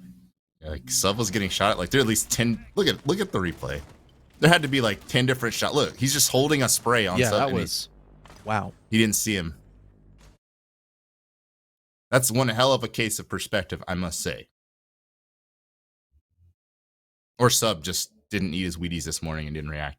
But yes, really strong start for KARN Company. Coming out swinging. Pretty strong. I mean, that's the Xeno we need to see. Mm-hmm. I bet IF, they're going to be kicking themselves because that opening pick went into their favor over towards the 90 side. You know, that means that, hey, they probably could have gone for an Aqua Execute just that little bit easier, but with the vert pressure coming from below and that Sunrise control, you can start feeling like, yeah, hey, look, we got all this control. Let's go for a Hookah Execute. And then boom, one single player can just knock you right out of this round. That was Xeno stepping up for KARN & Co.'s defense, which now as they've rotated downstairs to the double bar, should be pretty interesting. This round is going to be hinging upon probably the upstairs pressure, wherever those roamers are coming from, or, holding. They'll probably have a couple of players over towards Hookah, maybe rotating around in bar, whatever so desires for the side of the KARN & Co. defense. They've got to get athletic. Actually seems like potentially it's more of a horizontal extension, which should be interesting considering how IF really like their vertical pressure. Nope, there's enough people vertically. I was about to say, are you gaslighting me? No. I see. I couldn't tell with my feed dropped quality just at the worst time. Well, maybe your feed came back because Whitlock just died instantly. As we're talking about, this room is on the top floor. And as Sonar just punches the lobby double door. Trying to go for a cheeky play, and I will update you all that Sonar's lagging. It's not everyone else. It's actually Sonar on his Wi-Fi card. So that might be why it's not the Sonar we know and love. Pre-firing coming out from this who is that? A Thatcher. with an AR-33. That's rare. I mean, I guess it's rare to see Thatcher in general. I thought it was Flores. I was like, who is that? Anyway, Giddy's just going to push right past this mirror. I mean, there's no one playing it. There were a lot of roamers upstairs. I guess the memo that they should be playing that mirror and playing kitchen was not met as, or received as there's Giddy's in the site. And he just one-tapped KARN. Okay. And it's just Mikey in a 1v4. Was a 1v5. I cannot believe what I was witnessing, honestly. Why is there no one on that mirror? There was somebody on the default cam, but that call came in too late. Someone's on the default, but no one's on the mirror. So IF just kind of walks in there. Honestly, couldn't believe it. I was like looking at it. It wasn't like registering my eyes. But Giddy did that. Yeah, that was interesting, but what a shot onto KARN's head. I mean, you were saying horizontal. I mean, you were saying that because they have a mirror in kitchen, right? Like, right? I mean, some horizontal gameplay there. But then they had like 3 people literally everywhere else. Yeah, that was. But no one on that mirror. Whose job was it to be on the mirror? We need like probably KARN's. Really? Probably. You like some detective work. Figure out whose job that was, but I mean, nonetheless, I mean, it just leads to a highlight for Giddy. That's going on his YouTube. And it leads to a site change from KARN Company. Going to kitchen now. And KARN's going to be, you know, he said, look, Sonar, like, I had enough. I've had enough of watching this. I'm going to play the alibi. I'm going to do it myself. And you know, if you can't shoot anybody because of ping, you sure can call somebody out through the floor with yellow pings or even just your beautiful communication skills. So Sonar, he's bringing the pulse, really trying to play into the fact that IF are going for these full clears. They're trying to go top down. They like their vertical pressure, and I assume that they're going to go for the full top down roam clear. Make sure that any scraggling remaining members of the KARN & Co defense that aren't being anchors are going to get pushed back, and then it's like shooting fish in a barrel. If Giddy can get inside a master bedroom and VIP, you can just break that entire floor. There's plant spots that you can go for that you have the vert pressure that you can just defend the bomb from. That's almost impossible to lose a post plant. But getting that control, especially with the amount of nitros, I guess only, oh, I thought they had 2 nitros. Only 1 nitro, which is in Sonar's back pocket, can sometimes get annoying to deal with, but if they're going to go for it anyways. Now we see a flourish from Simbartic. See, he was playing Thatcher for the AR-33. Now he said, all right, you know, maybe I should play the operator with a little more to offer. Because, I mean, KARN Company has shown an affinity towards shields. This round, there's just one on the alibi. We talked about it. Carnage B on it. Yeah, of course, that floor is going to have a lot of utility against the Banshees, the shields, and, of course, you can just, who cares? I mean, well, mine doesn't stop flourish drones. Let me just put it like that. So, I have trying to piece apart this defense. Yeah, I thought KARN would be playing alibi to run around, and he's just inside. Mm-hmm. Hey, if all you need to do is make a couple of head holes, why not bring the alibi with the bailiff? Be a little bit more athletic. And KARN, a bit better of a gun. KARN and athleticism are the last 2 words I expect to hear in the same sentence. Any athletic boost to KARN makes him more viable. He's been doing a lot of smoke dodging. He played mirror over smoke, whatnot. Mikey is going to die. Zeno and Whitlock are going to try to... Is this a triple flank? I don't know. A double flank at the very least for KARN Company that literally gets nothing. None of them get a single kill, actually. So Carnage B finds Enrio. But that's Carnage B who was last seen on the side, at least. I'm not sure what that gamble was for KARN Company. It didn't work out, though. The late flank strategy, meaning it's just KARN 1v4. He has the gun to make it happen. But does he have the athleticism? He'll find one. But Subarctic with the instant trade, it's interesting. I mean, they opted to not play upstairs heavily. Instead, you know, we're just going to try to flank it late. And they won't expect it. Nomad's banned. It's a sensible thought process. But IF was just ready for that.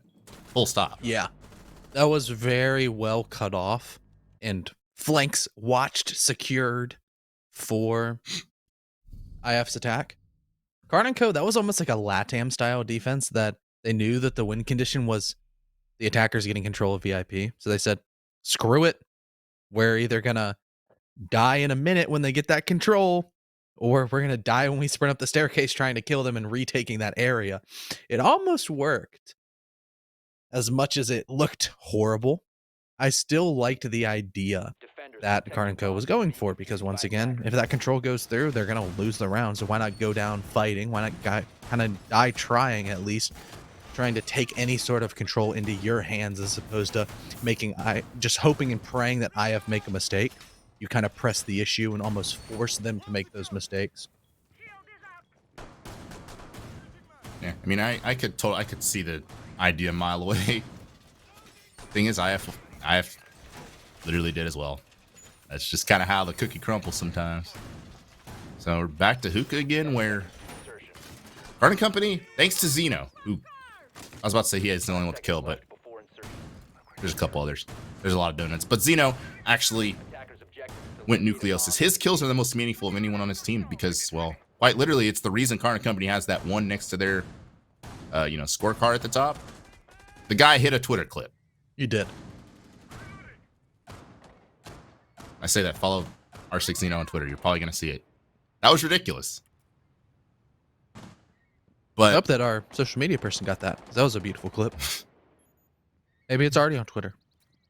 Thing is, when you hit a clip, it's hard to replicate that. And we talked about how, well, quite literally, IF had the advantage in that round up until that moment. They were doing the vertical pressure they wanted. They had the control they wanted. Xeno just said no and won the round single-handedly. That's hard to do multiple times in a row. He's trying to do it again. I think that's the one part of the floor where the sledge can't just hop up and sledge the floor. And he's going to pre-fire that spot, nearly catching Xeno, but not getting the kill. And no one on the balcony means that no one's going to be able to capitalize on that very wild positioning from Xeno. You see Subarctic is just taking his turns between Thatcher and Flores. I mean, look at this maniac just running around the middle of hookah, still trying to challenge this rappel. You know, and the grenade is not going to kill him. It is going to do approximately, I would say that's 93.5 damage, but it won't kill him, which is always frustrating if you're a fan of IF or a fan of the team that, is the victim of that. But nonetheless, Xeno, who was the hero before, like I said, very low on HP and in a very tough position to play. Yeah, still having a nitro could be nice, but they EMP away all of those lovely anti-projectile gadgets. And they make it so that shield can be removed very easily. Subarctic properly utilizing those EMPs to help facilitate the push from his team, which is going to come from the hookah door and up white. Giddy's going to have to get aggressive over towards Whitlock, who's just sort of laying there patiently. He's been laying on this staircase prone for like 2 minutes, so if he doesn't get a kill, he's going to feel upset. He's getting flashed, he's getting stunned, and he's getting lit up by no one other than Giddy. Ping's flying out on the smoke playing couches as well. It's getting really hectic for the players on site for KARN Company, and I speak in the man, he's absolutely scalped by Giddy. Vivid is gonna start to plant. Viddy, I don't know what I'm saying. All I know is KARN Company completely losing control of the situation. It's a 5 versus 1, and Sonar with the pretty sparky play there, but it's fruitless, as that was a 1v5, and IF just took every amount of control they could ever dreamed of. Cool vibe stairs, the floor nades from below, the big window. That's a recipe for victory. Definitely was. Well played by IF. Their flood was very, very strong, because as soon as Giddy got that kill on blue stairs, there was already players all the way through hookah. It was well organized. It was a well-oiled machine. You can just imagine being in their comms if it goes, hey guys, we're going to go in 5, 4, count it all the way down, and Why is he? boom, IF exploded. Why is Vivid a nerd? What was I don't know. I've never heard Vivid talk. Right, he's so unmarketable. I don't think I've ever heard him speak either. I haven't heard him speak in a clip or anything. Yeah, I need the Vivid comms. That's I could pull up that clip of comms that Arrow sent us when they went for that flank on Nocturnes. Maybe Vivid talked in that clip. Nope, that was I recognize like Inrio, Giddy, and Arrow's voices. No, Vivid just actually doesn't talk. I think he just does sign language. Mm-hmm. We always tout him as a good IGL. We're like, oh, he's a good support player. He knows how to IGL. He actually doesn't speak. That'd be a plot twist. Speaking of plot twist, KARN Company and playing a very aggressive site rotation. correct me if I'm wrong. Pretty sure, once again, we've been everywhere. All 4 sites. On bank, we saw all 4 sites. Here we are again. All 4 sites. KARN Company searching for an answer after getting baptized again and again on their defenses. They've won 2 defenses now through these first 2 maps. It's been painful. And it's been more so that IF have lost 2 attacks. That's very fair. It's been Hero 3Ks that have done it. What I'm getting at is like, you know, it's just not. It just hasn't been fun for them, really. They've just kind of been the, you know, in golf, they've been the ball. IF has been the tee. Yeah, in golf they have been the ball. KARN Company is the ball. IF is the club. That's kind of how it's felt. Yeah, one's got to hit the other, and it's, you know, sometimes you're the hammer, sometimes you're the nail, and IF look like the whole hardware store with a whole bunch of tools at their disposal. Enrio, he's playing great, but this time Sabartic, he's getting a little bit more involved, even on a flexy, almost flank watchy roll. Mikey, he's getting aggro. No. Here comes the run out, but he whiffs the entire mag, and Sub doesn't respond and lets him reswing with the pistol. Okay, that's fine, but it's a 2-for-1 trade nonetheless. You trade Sub and those EMPs for Mikey and Sonar. Man advantage firm into your behavior. Set into your behavior. Oh, okay. Giddy just got plastered into the wall. That was interesting. And then That look was- at the movement. Zito's just dipping, ducking, and shucking and diving. That's the kind of energy KARN Company needed throughout most of their defense. Just do something. Punch him in the mouth. Hit him in the face. Do something. Instead of just taking it and roll. That is ideal. But of course, that energy can be reciprocated. IF just, all right, you can play like that. Me too. Arrow's just going to flash him out and eliminate Some Zeno. CSGO maneuvers. You're right. And setup isn't really relevant here. This is just a raw 3 versus 2. A lot of walls pre-opened for the defense. And of course, this all too powerful big window. It's historically powerful. It's going to force KARN to maneuver right in front of the window, actually. Misses most of his shots onto the line on rappel. This is quite the gunfight. Arrow's going to come out on top of it, leaving just Whitlock, who's getting pre-fired. Oh my god! Vivid. Folded like some church clothes. And the diffuser dropped with 20 seconds, though.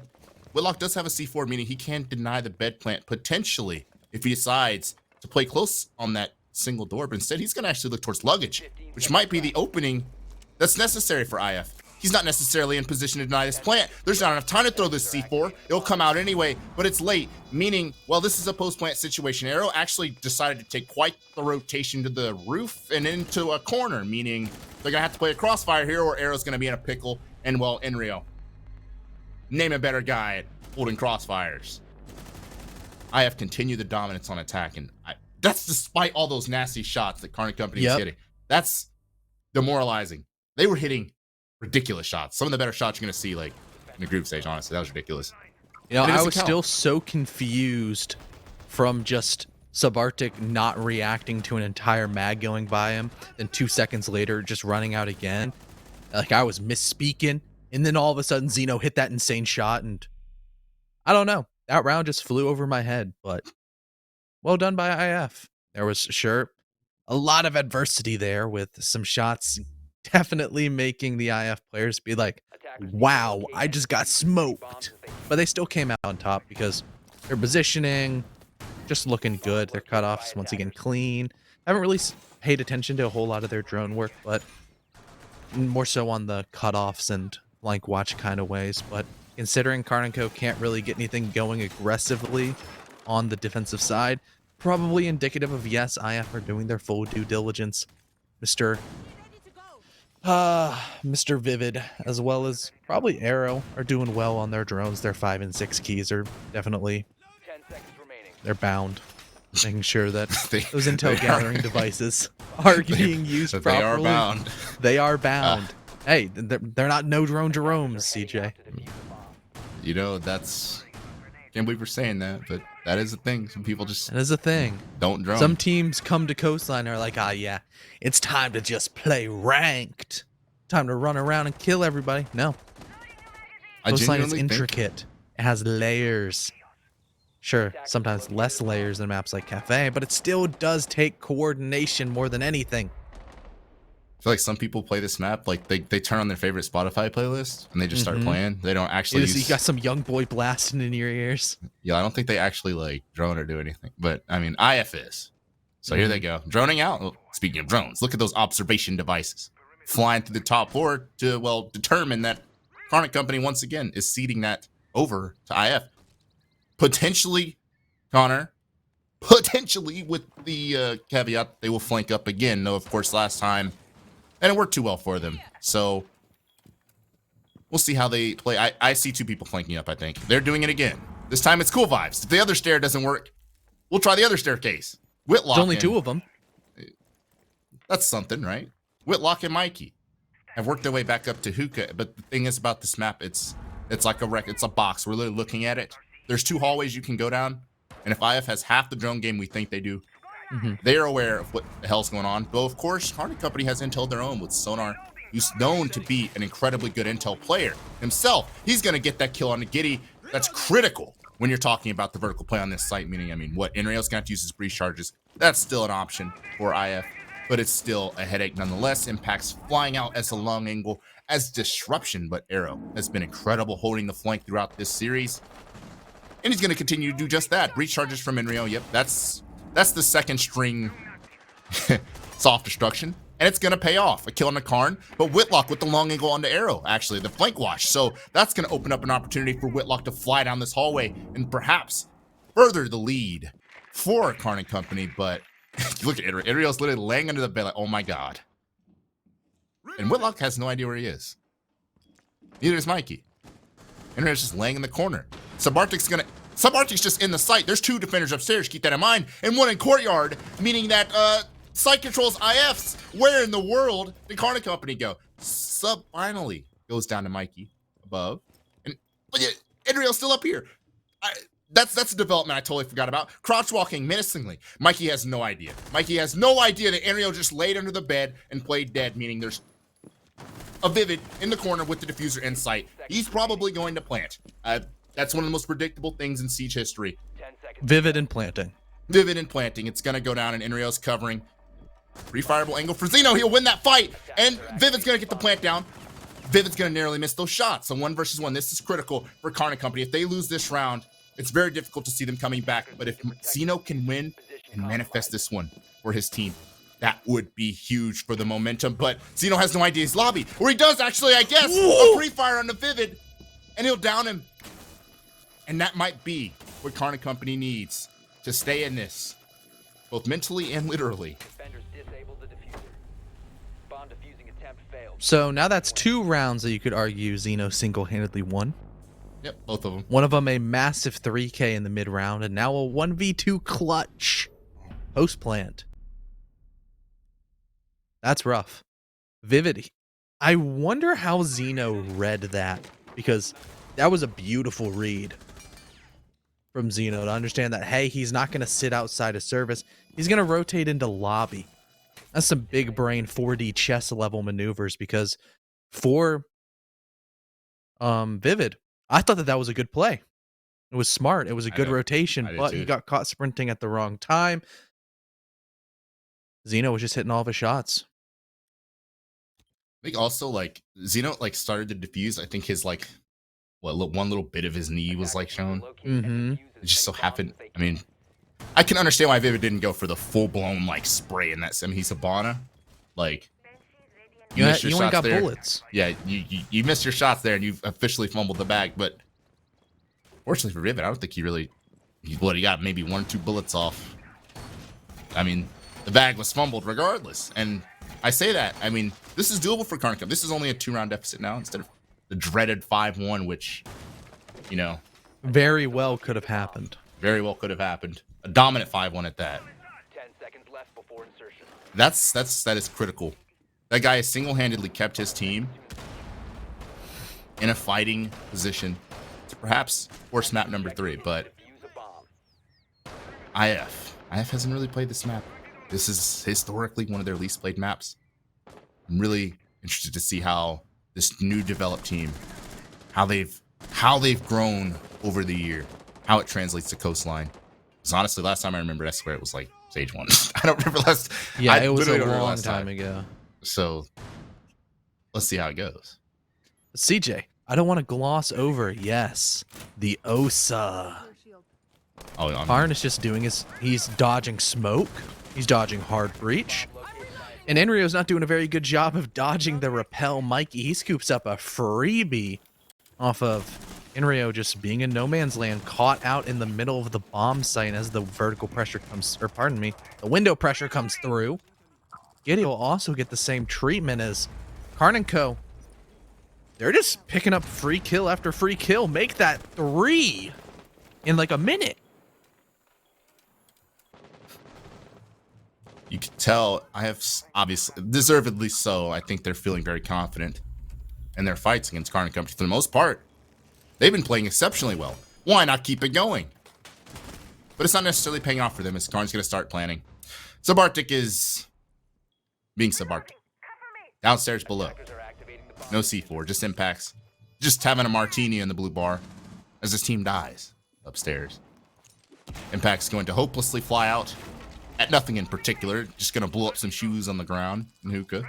But yeah, at this point, Sub, yeah, just save. There's nothing you can do. In a 1v5, you have to come up the most obvious staircase ever. And KARN, when you have KARN frag chasing you, I would say that's a pretty damn good round. And well, it was. Yeah, that was Also really bad. I mean, yeah, you could argue that and it's just like just in the middle of the site. It's like, oh, okay. This guy, I mean, he did drop 7T first match, so he's confident. But like, come on now.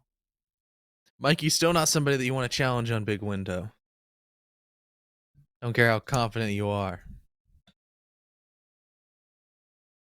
So, but just like that, you go from having a pretty solid attacking half, arguably that 5-1, then boom, Xeno clutches. It's 4-2. Then boom, you have a good first attack. It's 4-3. IF's lead gone in an instant, CJ. and as I said in the moment, all off the backs of that one clutch, that can change everything. We could be staring down the barrel of a totally different game. Mm-hmm. And that's what separates champions from losers, is plays like Xenos. So, I mean, I'm going double bars. Vivid's rocking that mirror, and maybe this time Defenders will play this mirror in kitchen. They won't just let someone walk through kitchen. I think Vivid, Vivid's the type of guy, like, if that is indeed his job to play that mirror, he ain't leaving. He will assume the position at all times. Maybe. It's looking like it's going to be someone else, actually. Is that a Jaeger? Yeah, it's Enrio. I was saying, like, what's happening there? Enrio's going to be playing that spot. Enrio's been having a pretty good game. A lot quieter than we saw. Is this a rush? Yes, it is. And it's falling apart. Maybe not. No, Mikey claps back. But as soon as the rush comes in, that's only a 2v2. But KARN is getting the diffuser down. Nade being cooked. It's caught. It's right above the diffuse. And it makes them get off. All of a sudden, it's not a post-plant position, but instead still a 1v3, as Enrio's going to have to go absolutely massive to pull off this clutch, CJ. Considering there's also an OSA shield on the diffuser as well. Yep. Yes, there is. And it's last time I checked, Jaeger does not have impacts or anything, so whoever's on that shield, even if Enrio manages to somehow make this, I mean, he's just moving it around. Who is this? KARN. Yeah, KARN doesn't lose those. It doesn't even matter. Whitlock from 10,000 miles away is going to get that kill, and indeed, it was a rush. You see all that setup towards kitchen. You see Didn't matter. all his defenders thrown out. Hey, just hit the site. That one, I thought we were about to get into the post plant, and then boom, my magnet was almost massive and killed the planter with a nade. But No, they got off. They rotated around. I'm like, you know what? Maybe there's a chance for I have to get back in this round. Bomb isn't down as a 3v3. Everybody else dies except Enrio. Well played by KARN and Co. The only We've reason seen some athleticism come out. that was the only They're reason that wasn't getting, like a, they're rushing. They're executing fast. They're applying pressure quickly. Looking pretty good. I'm pretty sure the only reason that wasn't like a double TK was because when my discs reset the nade. Yeah, it does. It resets the timer. That is literally the only reason Whitlock did not just toss that round away inadvertently. He ended up slamming somebody too, so maybe it was just meant to be for KARN Company. Whether they go for that again, highly unlikely. Carnage B is no longer rocking the OSA either. Gonna be using the Flores, and honestly, there's some Banshees. Well, there's a lot of just and some ADSs, I suppose. I mean, it's gonna be interesting how he gets those Rotero drones around the mute jammers. How that mini game goes. Oh yeah, clutch later. Just And get shields, no mute. Oh wait, no, there is a mute. Never mind. there's no shields. I'm blind.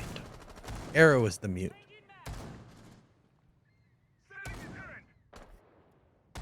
So let's see what the non-rush attack looks like for KARN Company. Starting off just as good, as Arrow is just gonna spawn peek. Spawn peeking.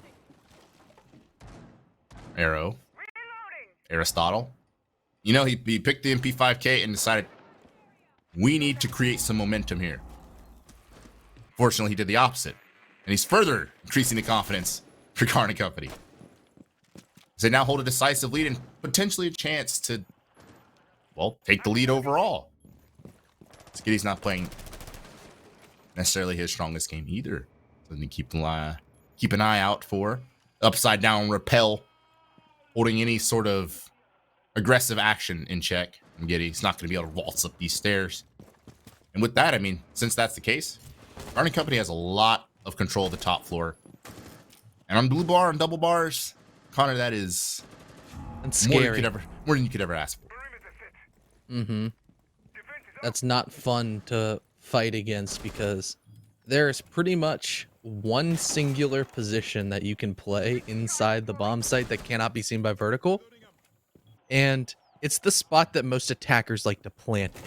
So as soon as the sledge starts banging up the floor, that's a Whitlock. The defenders of IF, they're going to have to kill him either with a nitro or bullets. But he's going in a pretty sporadic pattern. Vivid doesn't seem to quite read into his movements. And unless somebody else like Giddy or another IF defender starts going for an aggro play, it's going to get uncomfortable pretty quickly for the IF defenders.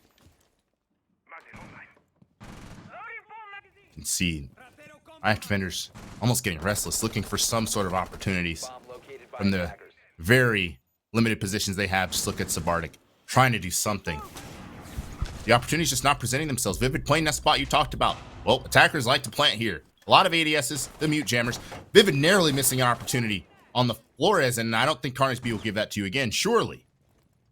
Tight angle being held by KARN, and Mikey's just going to swing off of that. Eliminates Vivid, and with that, that's a crucial power position player that no longer exists. A breach charge flank watch. That is the first time I've ever seen that one, and it's just Giddy and Enrio who have to do the impossible task of stopping a plant in this corner. No utility, no scopes or anything like that, but Enrio just kind of walks up. There's no one actually covering, and he's playing this so aggressively, but there's too much to watch, unfortunately, for Enrio. Probably could have just hit it in the blue entrance, honestly, but that's way too much for him to have known in that situation. And well, KARN Company is taking the lead. And they got a breaching charge kill. Flank That watch, was- breach charge. Xeno killed Sub, making a rotation hole.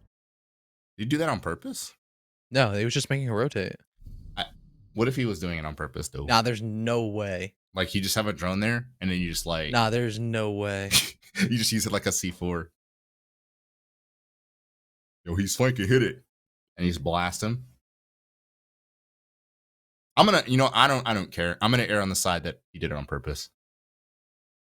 That's still incredible that they almost lost that round because they just Did let their planter die because Enrio just walked at him aggressively.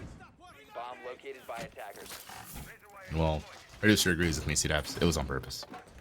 So, It was all calculated, but KARN and Co, as soon as they swapped onto this attacking side, it's like a light switch has been clicked from off. Their defenses were off, requiring those hero plays from Xeno. All of a sudden, everybody is activated. Mikey's just walking in, letting it swing, letting him swing, letting him kill everybody on the IF side. There's entry engagement after entry engagement after entry engagement. The spearhead, the forefront of aggression from KARN & Co has been Mikey playing quite well. And Xeno, sure, he was definitely popping off on the defensive side. He slowed down a bit more on the attack.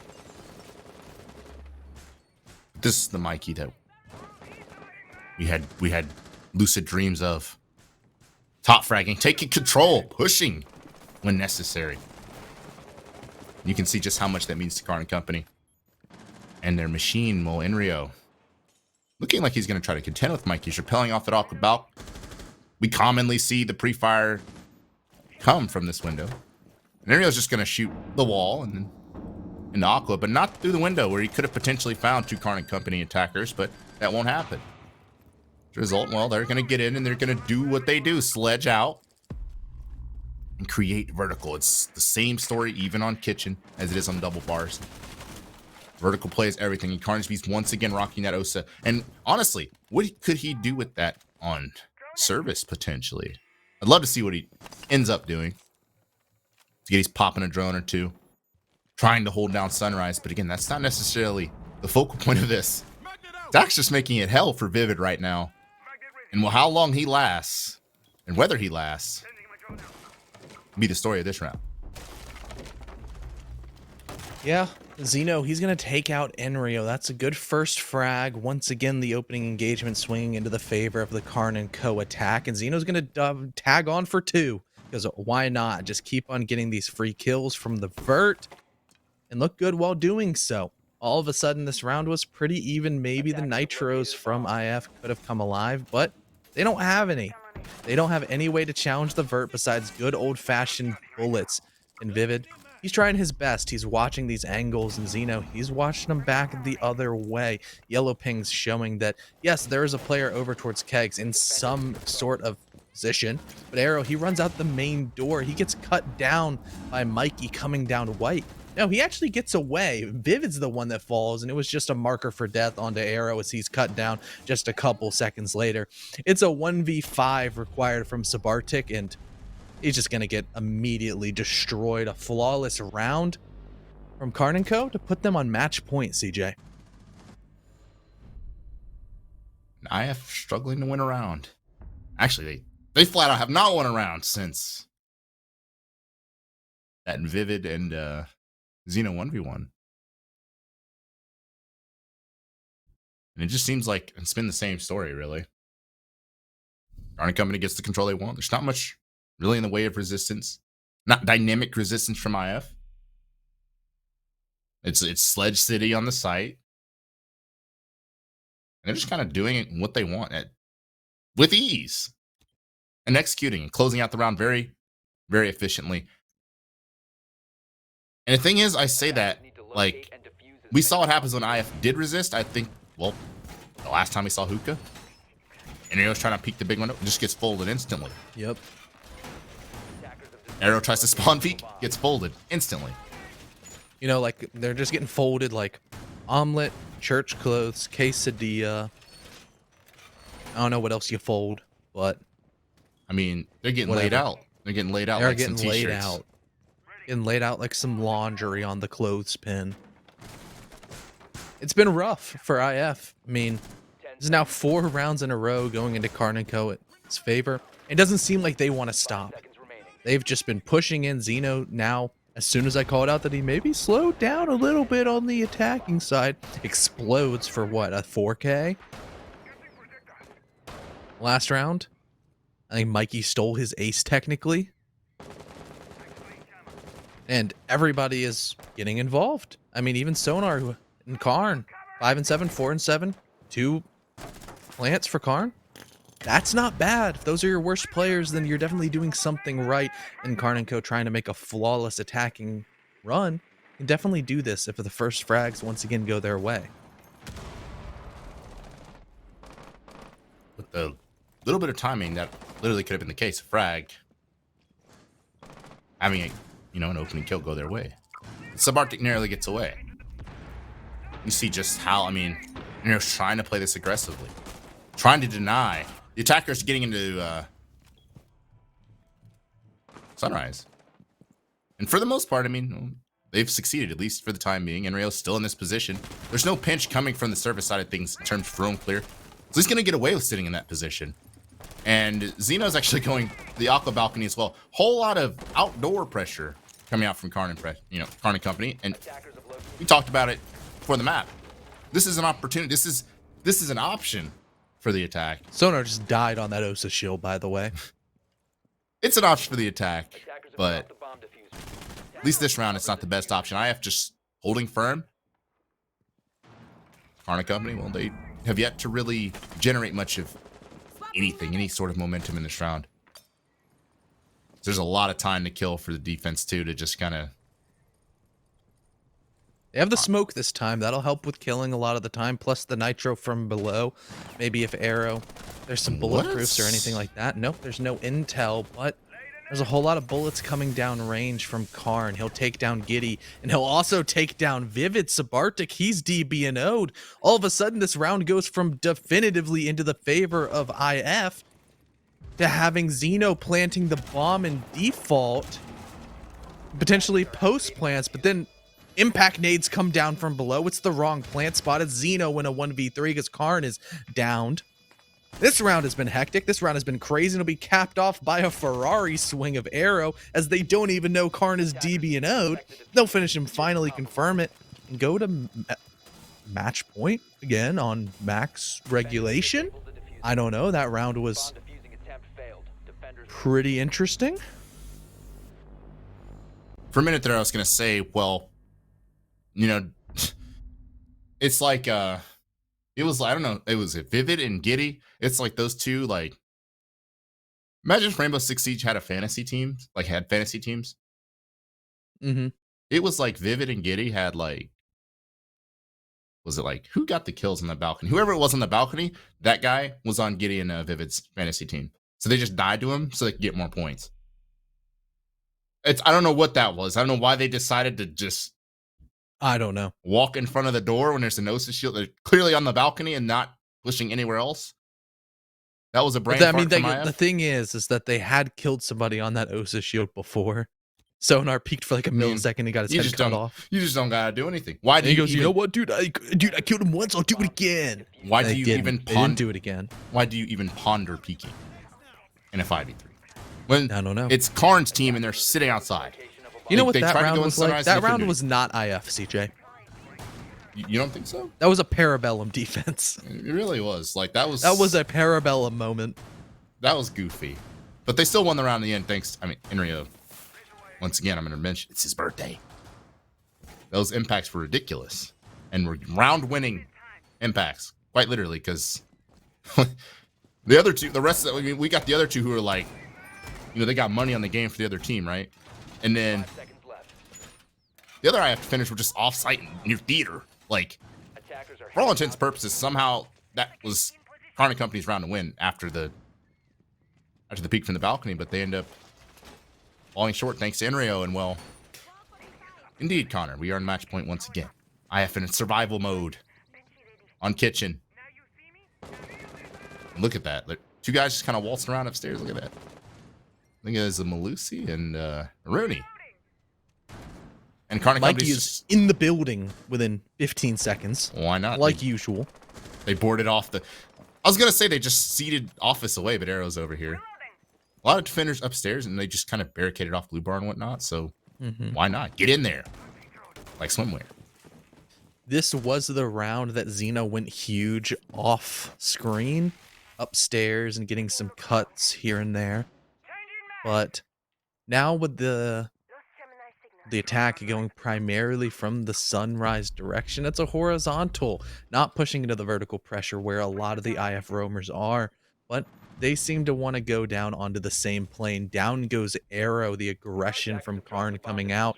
Xeno once again on the Ash, playing the flank watch almost. It's a little bit more interesting, just has a good gun, holding these cuts. KARN has now bisected the entirety of the bomb site with that OSA shield.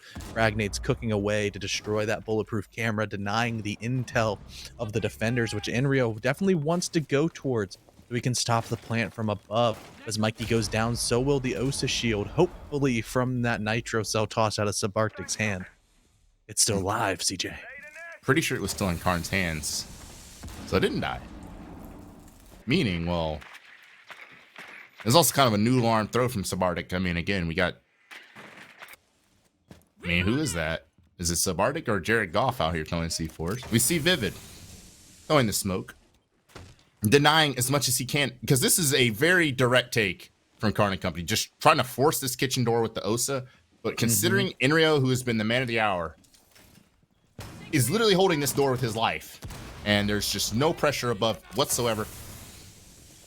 This is honestly a long shot for KARN and company to win this round if Vivid is able to hold down his position, if he's able to reestablish this Aruna gate. You see Sonar's trying to see if he can maybe hit a crouch walk on Enrio. That flash is going to give away what he's trying to do. E1D's flying out as well. Mikey's going to try to prone in and get some sort of angle onto those players on the kegs. Let's see. That's honestly huge. It's going to be a huge gunfight, and where it is. Zeno actually going to get Vivid. Sonar's going to get Enrio, who's holding above as well, meaning Subarctic, who used that C4 earlier, is going to be the man that's going to have to clutch this round out. For IF, he gets 2. That's the diffuser. That's huge. Mikey, no, Sonar's going to be one to drop, meaning it's just Whitlock in a 1 versus 1. He has no idea where Subarctic is, sprinting around desperately, and we're going to overtime off the backs of a stubby shotgun. I can't believe it. I am in absolute disbelief. The IDA, not the IDA L. It's the IDA S. It's the small version. The pocket shotgun. Just whipped out and dropped off sonar. I'm in awe.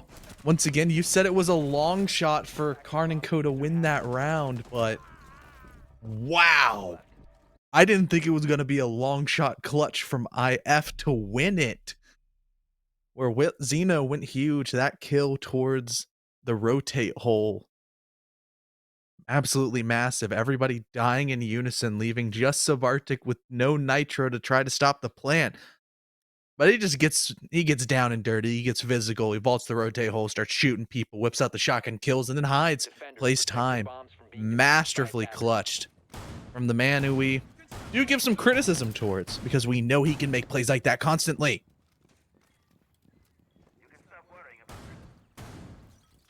Listen, I exaggerate a lot. That is quite literally the first time in... Mira has been out since, like, the first quarter of 2017. It has been almost 5 years, Connor.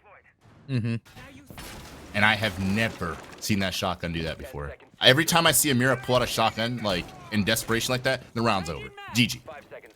I must have seen that same scenario a million times. Mira runs out of ammo. Oops, shotgun, round over. They lose. And this guy, Sonar. Sonar gets blasted by that shotgun in that context with the map on the line.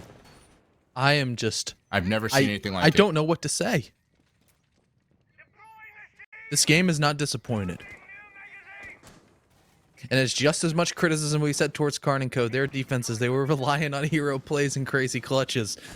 You gotta say, I think Sub's clutch was a little bit crazier than Xeno's. Oh, yeah. That's gotta be the Mike and Ike Sweet play of the day. Oh, yeah, for sure. Mike and Ike Sweet play of the day, most definitely. Oh, yeah. We're seeing the same take from KARN and company, by the way. Like, they're just trying to force this door. And when I said, like, oh, there's a long shot for them to win, I just feel like Vivid gave up the angle. He, like, walked away into the pantry, right, to get some chips. Like, he's standing there right now, right? He, like, walked away. And that was the opening. Sub is just continuing to dominate. And the OSA shield gets destroyed, meaning...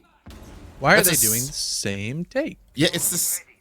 I will say, it's strong. I mean, if you can get rid of Enrio above, like... I think it had the surprise factor, but now there's no surprise factor. You can crouch walk on Enrio, like, you can just kind of use the shield to brute force it. I mean, it's a shield with Peeker's advantage standing in the door, you know? But like you said, obviously that shock factor run, wears off. And also, it's really hard to kill Ariel like this twice, considering he has Amira helping him now. Not sure if that was there before. I'm 99% sure it wasn't. It was not. So, and he just dies to the drone hole. So that makes it easy. E1D once again going out from Sonar, and little does he know there's another defender from IF up there. Arrow just swings the front door, and Giddy just runs out of. Giddy just ran 10,000 miles. No, he jumped out of the penthouse. Double window on Subarctic. This is the Subarctic we always wanted. This is the Subarctic they thought they were getting from Okami for $100 million. This was the max deal Subarctic that they wanted, and that could put IF on overtime match point. Though it is Sonar and Mikey. Mikey's trying to wiggle and bob and weave his way through this door. He does get the down on the Giddy, but not the finish. The drop from Subarctic surely was heard by the Lion. If he's not heard, he's surely seen. Swinging out of this door, trying to challenge. Trying to create some sort of misdirection. The C4 flying out. And, well, this is a critical gunfight. I say that, and, well, Mikey won his gunfight literally across the map at that same moment, meaning we're going. Actually, no, we're not going to 7-7. I thought it was 7-7. It's 6-7. But for KARN and company.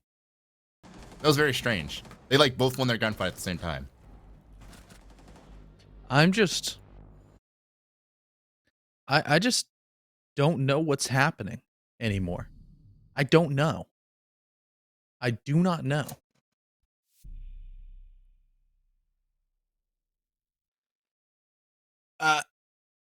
Subarctic goes from the clutch minister of all clutch ministers to just leaning the wrong way and throwing an awkward nitro cell and not shooting his gun and letting Mikey and Sonar go huge in a round that they had no business winning. It seems like, CJ, with this coastline in particular, right at the 45-second mark, you got to sit there, take stock, and be like, okay, who should win this round? Let's think through this logically.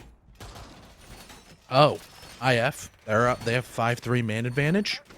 Surely they win this one. There's only a minute left. There's only 45 seconds left. There's no nitro. There's no winning. Nope. The other team will win. The other team will win the round, CJ. It makes no sense. 10 seconds to insertion. I don't know. Enrio has been playing well, David. Come on, man. There's one spot you can die from in that spot. And it's the drone hole, and he just, puts his whole cankle just right in front of the drone hole, dies. That's the freest kill of Sonar's. Sonar got the freest kill of this whole best of 3. When he had no business getting it. And that just kind of, I hate to say it, but that kind of set it off. At that point, it became a winnable round for KARN Company. Even though they went for the same attack that IF read into perfectly. It didn't count for anything for IF. And now, well, the good news, if you're IF, speaking of them, they looked really good on attack. I don't know what the issue is with closing the defenses out, but on attack, they looked rather impressive. They were a clutch away from being at 5-1 on their attacks. So this is a very crucial round. Obviously, it's 7-6 as well for KARN Company. So if IF can't keep that same theme going, they're just going to lose this map outright. Yeah, and last time we saw this bomb site come through, it was a little bit interesting. It was probably the closest bomb site that we've seen from the defensive side of KARN & Co. that didn't result in their win. Came down to a 2v1. It definitely got messy. It got messy in the mid-round and just frags here, frags there. Ultimately, IF coming away just narrowly on the man count. And they were able to fully convert it. But now there's going to be a gunfight over towards security. Enrio caught with his pants down, caught with his launcher out. And it's not punished by Zeno. He didn't want to deliver the decisive strike. He didn't want to go for the fatal force. Instead, he's going to fall back. And with a minute and a half of the round already gone, IF barely has any map control. Which is in stark contrast. You can tell the tempo has just slowed down that much so. Zeno's going to get Enrio, and that's huge. Doesn't do it justice because Enrio has just been a menace this whole series. And Subarctic will die as well to just Sonar dry peeking the breach against him. Meaning, well, this is an insurmountable mountain. Just kidding. It's a 5v3. It's the cursed man count. Hey, it's 40 seconds left in the round. Who do we think's gonna win? Probably KARN and Co, which means IF will win. Yeah, this man advantage has been just absolutely cursing this, so it's entirely possible. And you know, 2 people from KARN and Company just walk in front of bullets and die. This is winnable. There is the big window cutoff, and a lot of the KARN and Company defenders are kind of, I guess, pushed back in reserve positions. Honestly, I don't think this is the time to drone. There's only 20 seconds left, and Giddy's droning. I mean, this is gonna have to really be one hell of an execute here in the dying moments. Vivid hasn't even worked his way into VIP yet, and Mikey is in the shower, 15 seconds to go. rubbing Old Spice, taking a shower, while there's an execute going on. I don't think they have any idea, and that's gonna be the easiest plant denial of 2021. And well, map goes to KARN and Company. We are going to Oregon. Wow, that was a map. We can say that. Definitely was a map, and really well played in those dying embers on that last round in particular for KARN and Co. It looked like IF were starting to get a little bit of something going, but Mikey's positioning to say, hey, you know what I'm gonna do? I'm popping up in the shower. I'm gonna sit there wiping down my Old Spice, like you said, making sure I'm smelling nice and fresh. Drops off the diffuser with relative ease. Arrow had no idea, never in a million years was gonna think that, hey, there's somebody inside the shower. Why would you think that? It doesn't make sense. But well played nonetheless. I mean, yeah, who does that? Who's just, you know, this dude's rubbing body wash on while there's an execute. What's going on here? And you know, we could say, well, IF had rounds they should have closed out. Same thing for KARN and Company. I mean, it could literally both these teams had rounds that were like that. So it's just like, well, it happens. That was a game of firsts on Coastline, I will say. But I'm not going to waste any time priming off map number 3. It's Oregon. Both these teams, they've met on Oregon before, Connor. We've seen it firsthand, in detail. Put on the Mickey Mouse ears. But before we get to that, I want to tell you all about the Mavix holiday sale. You can get all the Mavix gaming chairs that are on sale. You know, with orders placed by December 20th, actually. It's like, oh, actually, no. It's not really a holiday sale anymore. You can still, like, put the codes in, but it's not going to get there by Christmas now. Like, if you were going to use it as a late Christmas gift, you screwed up big time. You had all the way up till the 20th. You had so many days to guarantee delivery. It's now, I mean, you can still save 4%, 5%, not 6%, but 7%, not 8%, but 9% as well. If you use NSG code 55, you'll save it under $55 as well. But you won't get it by Christmas, but you'll get it. Mavix.com. Map number 3, Oregon.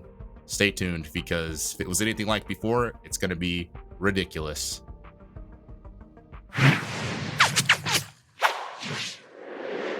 Hello, my name's Zeno. I play for KARN & Co., formerly known as Livid.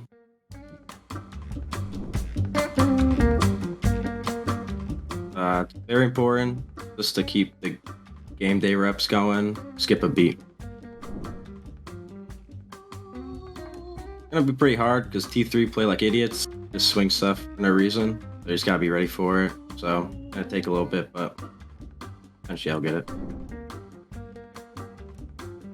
It's nice to be playing against old competition, people I used to play against back in T3. Yeah, I'm not excited to play against people just swinging me over and over. Oh, you know, I'll take it. Any team with Gunner, he just has the recipe for success, I guess. Back watching like EG, back when they would go back and forth with like Penta, being from NA, really it. For game days, I play like CSGO just to warm up, and then I'll transition to Siege and T-Hunt, or just scrims. I'll just T-Hunt for a little bit and start playing. Definitely Whitlock. I think he's very good. Like, he can definitely go pro if he puts his foot forward and he's going for it. Definitely Whitlock. If I had to put it down to 2 people, probably X and Peep. It all depends on the mood. I listen to some rock here and there, or like more upbeat rap. Any movie probably from the Back to the Future trilogy. But if I had to order it, probably Back to the Future 1, 3, then 2. Hang out with my friends, go to the gym, watch YouTube, or just like watch Netflix or something. Or play Siege.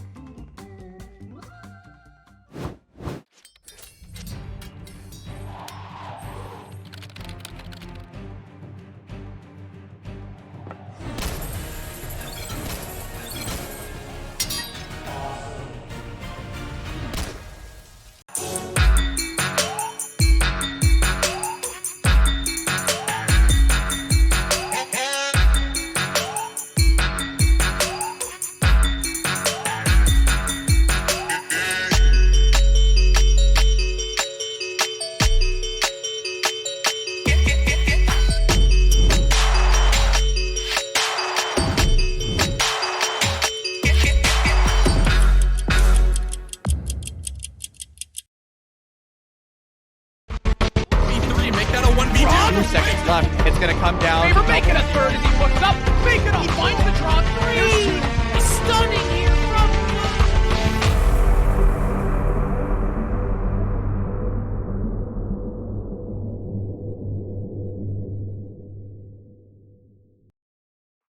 Welcome back, ladies and gentlemen. If you're just now tuning in, you've come into the conclusion of an amazing series with amazing maps. We started off with Bank, IF's pick. They won 7-4. Then we went to Coastline, 8-6 in the favor of KARN & Co. on their map choice. And CJ, Cookies, we have Oregon next. Oregon. Oregon. Oregon. Oregon. That But was maybe the residual hype from Coastline will carry us through because, man, oh man, there was some crazy, ridiculous, freaky plays that came through. That was just some ridiculous stuff. Absolute shenanigans, tomfoolery. Everything was happening on that map. earth-shattering clutches. Mm-hmm. Momentous plays, carelessness, you name it. It was all there. I just don't know how Sonar died to the Ida from that far away with full HP. And he quite literally in all meaning of the word. I mean, we had a breach charge kill. I mean, I totally glossed That over was that apparently it was a purposeful breach charge. That breaching charge was placed 40 seconds prior, so it was on purpose. And look at this clutch. Shotgun. Full HP Sonar. Secondary shotgun. Goodbye. Get out of the server. Well, don't get out of the server yet. Because, like we said, still have a map number 3. Xeno and Mikey. I mean, again, a map norm, we had this debate like, oh, IF has all the talent. Don't sleep on KARN & Company. Like I said, Sonar, like, he gets a bad rep, but he can shoot sometimes. When necessary, when prompted, when he's not lagging. No, prompted used to be the IGL of Okami, then Sonar took his spot. I just knew you were going to say that. And then, of course, Xeno and Mike. I mean, they dropped damn near 30 kills. Those two, they have the power of youth inside of them. And of course, I mean, Enrio is still playing well, even on map number 2. I think Enrio is also up to 30 kills total for the series because he dropped 17 on map number 1, or Yep. I guess that would be 29. He isn't quite at 30 yet. But yes, Enrio, He should get it this map. he's been, don't curse him. Enrio has been Just gonna- ridiculous. Just right here. Knocking on wood for him. Enrio's been ridiculous, but on the side of KARN & Company, it's been more of a team effort, I'd argue. I So mean, we'll see. for IF, you have to realize everybody was over a 1.0 rating. Their lowest rating was like a 1.04. Still good. Vivid was getting the bomb down. Are you saying that Vivid wasn't having a good game? It's because he wasn't getting kills, CJ? No, I saying just that's think, not a team effort? I just think there's been more Herculean plays on the side of KARN & Company for more people. That's all. You know what I mean? You know what? I'll give you that one. But we no longer have to speculate about this map of Oregon, which we have seen both of these teams play. And it was messy, and it was gross, and it was Oregon. But maybe both these teams will play it a little bit better. Right, CJ? We can dream, we can hope. We say it's horrible. I think, like, you know how we've watched just everyone went on attack the first 2 maps? here in this series. It was like 5-1 defensive halves. Yeah. Well, when these two played a couple months ago, it was. I think Mikey had a breadstick, sorry. right?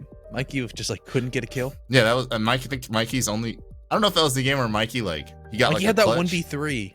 Yeah, that was his only kills of the Oh my game. god, it was that game. Mikey literally had a 1v3. Right? I think that dude ended like 3-40, like the rest of the game. Yeah. That was his only kills. Mm-hmm. We're like, and that what was the hell? pre-nerf Roni too, so that clutch doesn't even count.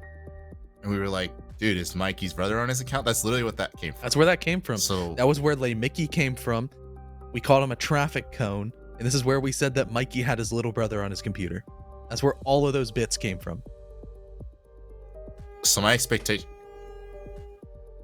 someone just honking, just holding the longest honk ever. I hope y'all I hear like these bands from IF, from KARN & Co, because IF, they like the Ying. That was a catalyst that really helped them speed up their really slow attacks, especially on the basement. They no longer have that, and I don't think like Parabellum, they have a blitz player. Oh yeah. Well, who's the blitz player? And where's Parabellum at? Exactly. If you have a blitz player, you can make it to Pro League. To be fair, KARN, well, they're not attacking first, but KARN was, I mean, does Osa count as a shield out? Yeah. I count Osa as a shield op. You know, like blitz, but like it's Osa. A blitz except with a primary weapon. Interesting. We'll see if there's Osa. The PDW eventually. is the P10 Roni of attack. Changed my mind. People aren't on the wave yet. What an adventurous comparison. One of them has 50 bullets. It's a better version. It's the attacking version. Aims on sight instantly, has no recoil, good rate of fire, and a crap ton of bullets. 1.5. All right, well, maybe we'll see an Osa to where this discussion means anything. For right now, the only Roni in whatever in this lobby is Mikey, who's on the Aruni where, when he 1v3'd, it was on Aruni. Mm-hmm. And then that's all he did. On the Aruni with the Roni. I mean, Mikey's out Aroni. for revenge. Like, when I say he was a traffic cone again, I was like, legit, like, what is wrong with this guy? Mm-hmm. And it was a max OT loss that you could argue, like, hey, if Mikey actually showed up, they win that game. And that was not a hot take to say.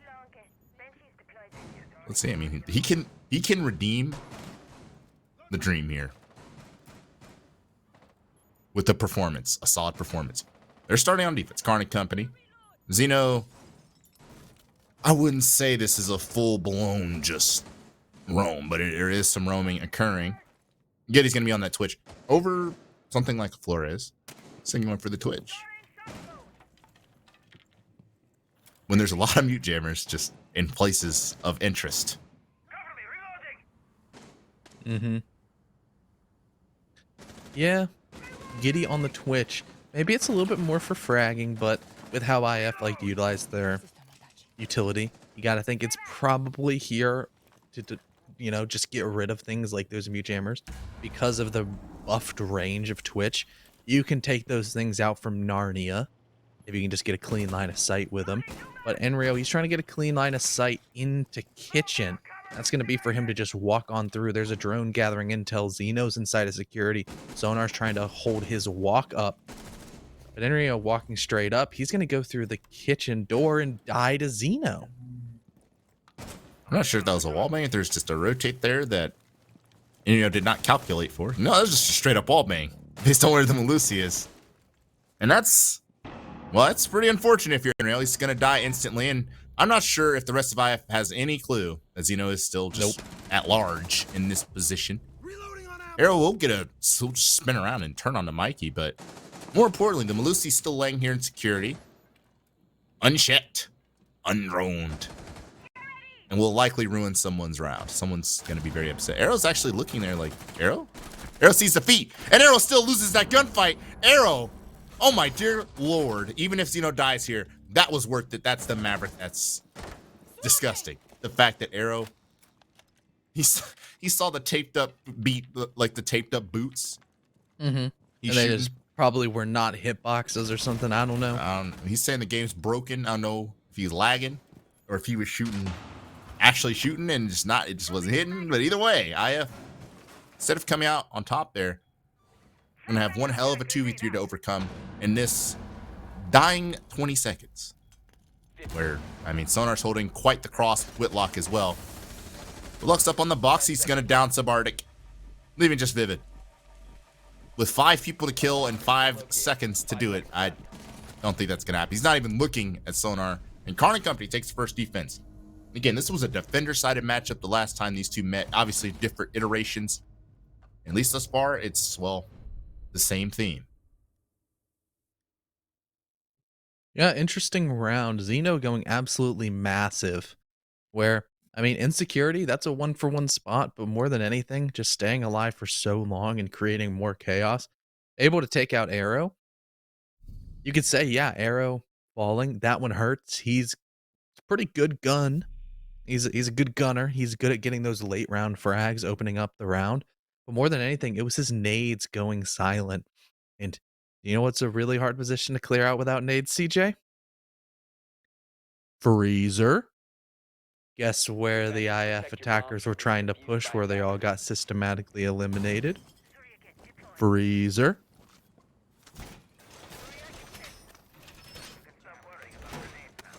It's also worth noting, remember, if there was an era, there was a point in time where Arrow was the leading entry on IF, despite It was a leading entry in the entirety of Challenger League.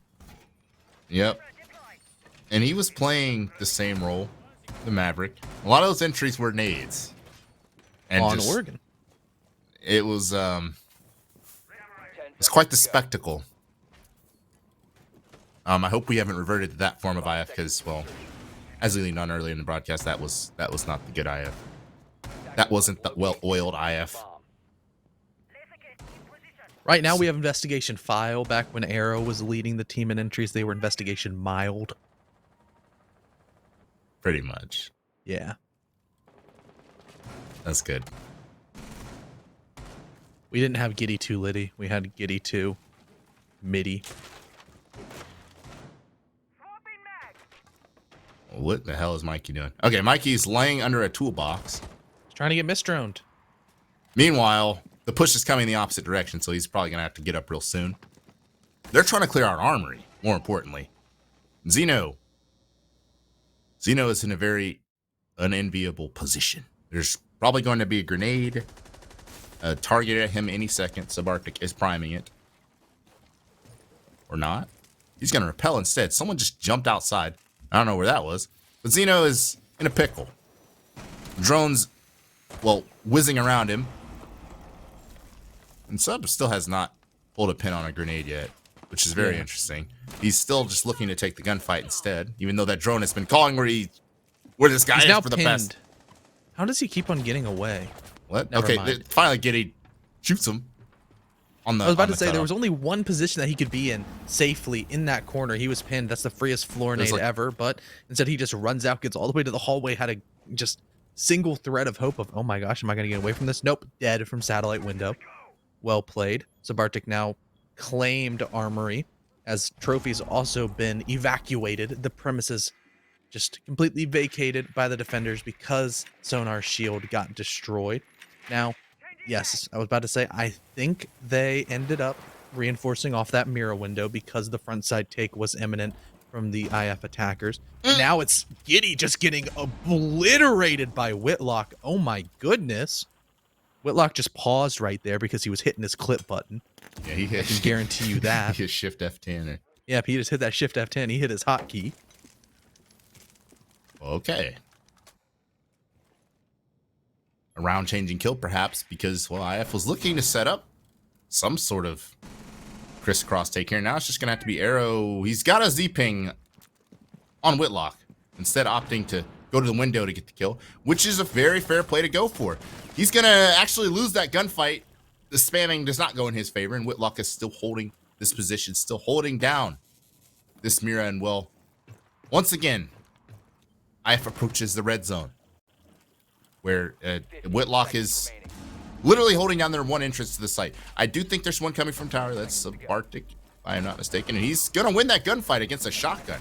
No, actually, Enrio in assistance, making this a winnable 1 versus 1 for Vivid, but once again, time was not on the side of IF, and as a result, well, it's hard to execute. It's hard to pull those out with so little time on the clock. Yep, the red zone, it has returned for the IF attacks, and it's not a welcomed return. It's not one where you see them come back and you're like, oh yeah, this is awesome. No. This is like an infamous return. This is not good. And Whitlock, that shot right there, that probably did throw a wrench in things. It's a lot more difficult to solo push Attic as opposed to duo push, especially when that's the coverage for your Mav to, you know, Mav open the wall. Then all of a sudden he's a lot more hesitant to do so. Time just being slowly killed over and over again. But we have gotten to the tertiary bomb site. The bomb sites which Oregon games are arguably won or lost on. If IF are not able to crack this shell, they can't get a simple big tower clear and plant on stage going on. If KARN and Co are able to, you know, get some aggressive energy flowing and stop that push, then they'll probably take this decider map. That's a bold prediction. It's basically saying if they can't win any of the sites, even the tertiary one, that traps. Is that what you're saying? Yep. Well, that's early to say. Round 3, but you know what? I kind of agree with it. IF has whatever energy we saw in Bank, for example. It's gone. This map breaks whatever makes them good. Like, for example, on Coastline, we saw Getty walk through Kitchen, right? Just solo walks through Kitchen, wins the round, closes the round out. You saw on Bank how they would entry up server stairs and whatnot. You can't do that type of thing on Oregon. And obviously, it slows down their gameplay style and their effectiveness significantly. And I think it's just something that just has yet to improve. Obviously, without Ying as well, you just can't compensate in the latter, dying stages of the round, the red zone. And as a result, well, we're seeing a much more pedestrian IF than we're used to seeing, at least lately. And you see this roam set up in dorms. This is nothing new. This isn't some new recipe. This is pretty standard stuff, and well, the question is, does IF have it in them to deal with it? They are, I believe, clearing from tower, I want to say. Or is there just no pressure from tower at all in IF? No, they're just going to let Whitlock sit in that corner, assisting Mikey, who's, of course, assisting Sonar. This is like layers of assistance here. This is a chain. And there's just no misdirection from IF. They're going to try to force this doorway and force the breach. Actually, no, there's the misdirection. It's subarctic up white. But there's no one there presenting themselves as a target, meaning, well, any surprise that had is now gone. I think they're actually presuming that, well, White Stairs is a no-go zone for the defense. Who is this? Carnage B. Unlucky. Carnage B just hands over his Achilles, which prompts IF to push through split. This is the speed that we're used to seeing from IF from the other maps, and well, it's not necessarily paying off for them, though. At the end of all of that, flurry, this is indeed potentially an IF round. Mikey in a 1v2. He's clutched 1v3s against IF before, and this is a lot simpler to do with the live information on the new rotatable bulletproof camera means that Inrio's a freebie. And it's just Vivid versus Mikey. A lot of time to bait out a plant, though, and Mikey seemingly doesn't have info on this, or rather the kitchen half of the site, meaning the plant's going to go down, and it's mano-a-mano. Vivid versus Mikey. Pre-fires exchanged, and Vivid comes out on top. IF taking their first round, and they, well, Connor, you said they needed it. And they've done just that. They have indeed done just that. Vivid. That shot peeking the Maverick holes, that was a Sparky Vivid coming through. That's, hey guys, I'm the best support in Challenger League. The best support player, not in the NAL right now. That Vivid. Self-proclaimed, by the way. But, man, oh man, that round went from looking pretty bad to all of a sudden looking pretty good to looking pretty bad again to looking like a Vivid had to do everything, and he did. Now we're going to rotate back downstairs to the bomb site that you would say probably gave IF the most trouble. Their attack looked so slow and uncomfortable that they didn't know how to quite push a pretty default roam from KARN & Co. Red ran into a lot of issues. They ran into some problems. Thankfully for IF, there's no Malusi anymore. So that outfit that gave Arrow problems. I don't know what actually happened though, to be honest. I'm sure he'll tweet it out. In frustration, this game sucks. And he was like shooting. It just didn't do any damage. I don't know. I'm wondering if it's going to be a totally different shuttle again. Because we're not seeing that Malusi. We're still seeing the mute. I'm wondering if that changes how the setup goes, though. For the time being, there's no reinforcement in kitchen. Okay, Xeno's going to do it right now, I think. No. What are you doing, Xeno? Is there a setup or not, Xeno? What are you doing? There's still 2 reinforcements, so there's still time for this to be reinforced. Looks like a totally different setup. Very strange.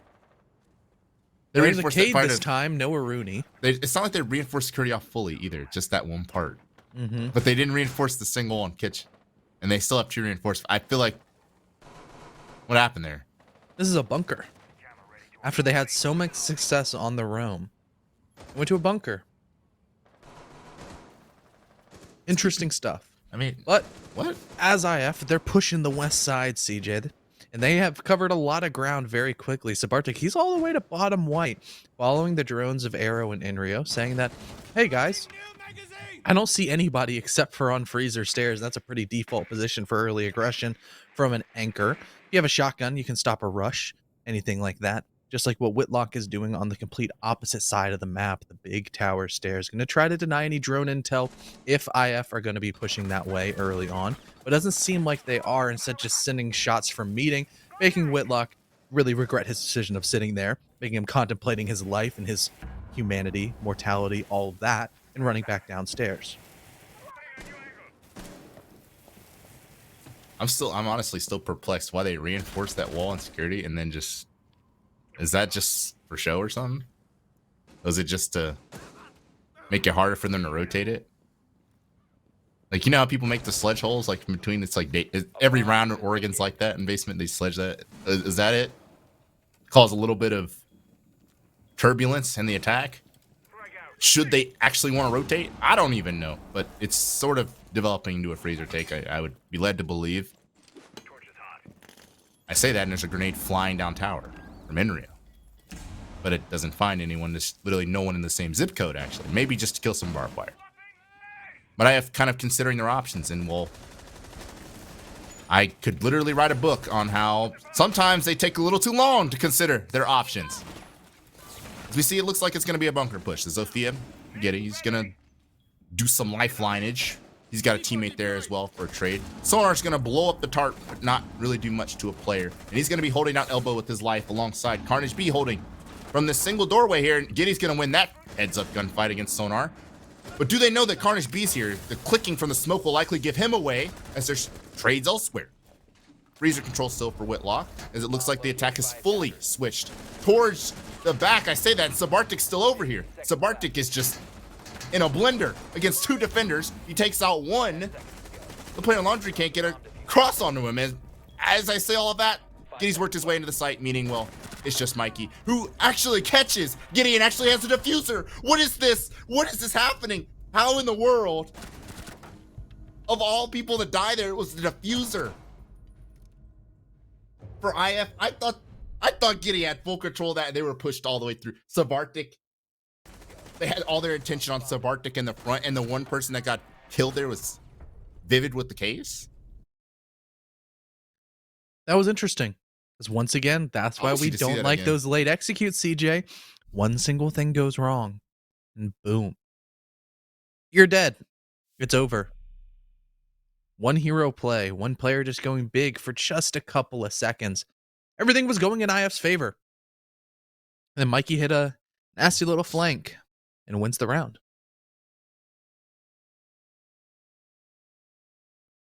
I'm genuinely confused. Like I don't think you understand. My eyeballs are like, it's like the smiling eye emoji right now.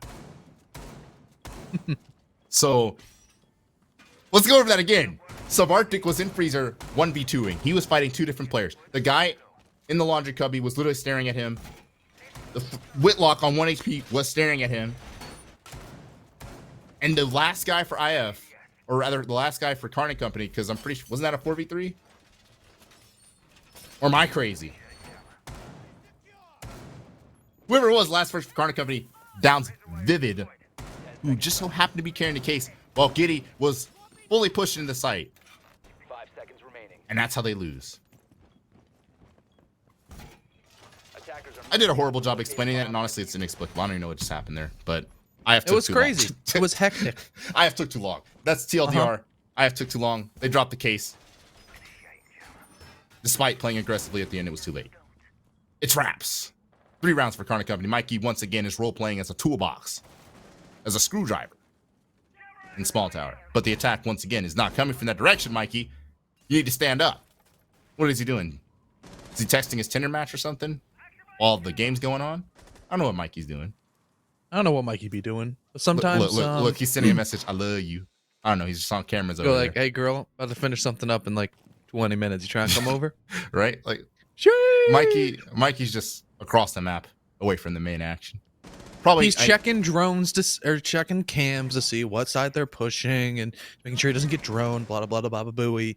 We know what he's doing, but it's more fun to make a joke. No, I have no idea what he's doing. I'm stupid. Yeah. Alrighty. Last time we saw this attack start off really strong. The armory take was clean. They pushed back trophy, but everything fell apart in the timing side for the IF attackers, especially when they tried pushing Attic and Giddy got absolutely obliterated by Whitlock. That slowed things down a lot. The pinch, it wasn't quite there, and it let a lot of power positions for the KARN & Co defenders remain unchecked, where they just cut them down systematically. That's a very adventurous mirror too from KARN. It's gonna get popped, and the breach is just wide open now. Oh, he's gonna reinforce over. What is happening? KARN just reinforces in full view of the balcony because no one was actually there yet in time, and he'll actually get a kill through the opened mirror onto Enria. I wouldn't be able to make that up if I had the imagination of a 5-year-old. But yes, 2 roamers now near lobby, one near Z and one just on the main stairs. Sabartic's trying to hunt down, trying to create some sort of trade opportunity, and Giddy working his way in from small tower is going to get the player Z, and while Sabartic, who is trying to catch someone off guard, gets caught off guard himself. Carnage B going down, finally, but not before getting Giddy in trade. And once again, IF is on the back foot and low on time. We're at 30 seconds now, or even if they're able to somehow wrestle this into a 2 versus 2, how did he just get past Arrow? Zeno is in the most timing position ever. He's still alive inside of Armory, and we're talking about time being an issue. It's very much going to be an issue. This guy is still in Armory. 15, 16 seconds. That grenade didn't actually kill him. I can't believe what I'm witnessing. And once again, IF is just in the red zone, not having any chance of perhaps closing this round out. Pistol out from Arrow, and he's full sprint because there's no time. KARN Company take their 4th round. Gotta say, KARN & Co, they're playing slippery. They're hard to grasp. They're hard to pin down, and their defenses are definitely thriving because of that. Where once again, you see those really weird interactions. Zeno and Arrow just running around the main stairs, ring around the Rosie. A soft nade comes through an attempted swing, but no, he gets away to the hatch and he drops once again, and they're just rotating around. That was with 40 seconds left. They never found him. That was a circus. 10 seconds left. Have to go for the Hail Mary. Red zone. And they dropped it. They fumbled. I mean, they even get. I mean, at this point, it's like they even get the snap off. Attackers need to locate and defuse bombs. Not sure what's happening with IF. Sabartic's trying to It was walk literally a around. delay of game penalty before the play even started. Literally. I mean, that's perfect. It's a delay game. I mean, what are they doing? Sabartic's just walking it's around. lose by default. You see Sub was trying to walk around, trying to hunt down somebody. No drone Jerome. Just walking around. Giddy just also, I mean, just walked in from the other side of the map. To be fair, he got a kill, but instantly traded. The in-game execution just isn't there. And rather, in-round execution for IF. 10 seconds to go. That's easily the worst facet of the gameplay right now. They also I mean, KARN just like memed on him. KARN is like, KARN put the most ridiculous mirror of 2021 right? Got popped, continued to play it, and then reinforced the wall in front of the balcony. And that's just how it happens. And now Giddy's going to try to go in from the basement, I guess. Because the site's meeting. At this point, the momentum is completely shifted. This was 5-1 IF on map 2 at one point. And ever since then, KARN and company in one way or another has hung around. And at this point, they are starting to run away with it. Mikey's holding down tower. I mean, this is one of Mikey's favorite spots in tower. Yep. I mean, one of the biggest things about KARN and Co. is how comfortable they are with the second and third map. We saw it happen with Okami, where, you know, the first game it went the distance, and then KARN and Co. they got the proper reads on how Okami wanted to play, and then they just absolutely obliterated them, I think dropping 3 rounds over the next 2 maps. And sure, you can say that they looked a lot better on Coastline, and Mikey is just in the not fun place. He's going to go DB&O, but Whitlock did refrag prematurely, dropping off arrow as he falls to 2 and 6, not doing too hot, removing us 1 extra set of nades, but there's still 2 more on the side of IF's attacks. And more than anything, they're just trying to kill more time on this roam for KARN and Co. because, like we've been saying, IF, they're taking way too long to do anything. It was a minute and a half to clear 1 player out of Big Tower. And they don't even have Big Tower control after that. Funniest thing about it is he kind of cleared himself. Mikey just swung that. Yeah. He had the help. I mean, Whitlock was helping him on the, you know, those suicide windows, the ones that are very much exposed to literally everything. KARN is going to, you know, he got his ACL sawed off in a drone hole. He's going to do it to Sub. Actually, Sub got a, wow. Okay. Extraordinarily clutch revive because he honestly deserved to die about 3 times over, but he didn't. Yeah, I was going to say, KARN got drone hold. He is returning the favor. Enrio will finish KARN off, actually, and what was looking to be a 4v3 in the other direction is, well, Spider. Giddy's holding down the opposite direction.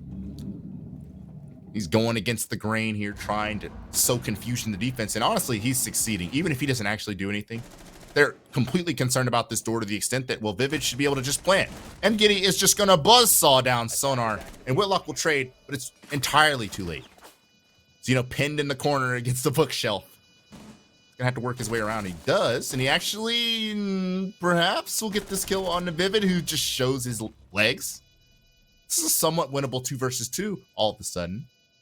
So Enrio is the healthiest of everyone still alive. He's going to find Whitlock, and he should have the advantage against Zeno, though. Zeno knows where he is, and he just absolutely slams Enrio. Just lays him out like a Macy's t-shirt. And just like that, KARN and Co. 5-1 lead in the retake of a century. Wow. Never in my life, I never dreamed that KARN Company was going to win the round. Giddy had the perfect cutoff. Zeno in any 2v1, it seems like he's going to win it. He doesn't care. That's ridiculous. That is you would argue and want to say, a like unlosable situation. Look at that. Giddy's holding a cross. Like, they have a crossfire. They had the guy pinned. They had Zeno pinned in the corner and just let him out of the corner. Yeah. I don't know how he got out of the corner. I'm going to be honest. I'm like, okay, he's pinned in the corner and Giddy has this cross. Like, what are they going to do? Yeah. Well, we saw what they're going to do. I guess they're just going to fight their way out. You know, there's 2 things you can do when faced with pressure. Pressure either makes diamonds or bust pipes. Yep. KARN Company made diamonds. IF was a pipe. Yep, they got busted. That was rough. That's a round that I think IF are really going to kick themselves over, because recently a lot of their stock has been going towards their attacks. Their attacks have been a lot cleaner than their defenses, even on traditionally defender-sided maps such as Oregon. It's like they put all their work and time into fixing their attacks, and their defenses have suffered slightly because of it. And now in a super defender-sided matchup, where IF can only drop 1 single round, or else they're done. That's not looking too hot. To be fair, they've literally done this before. 5-1/2. They have. It's Oregon defense moment.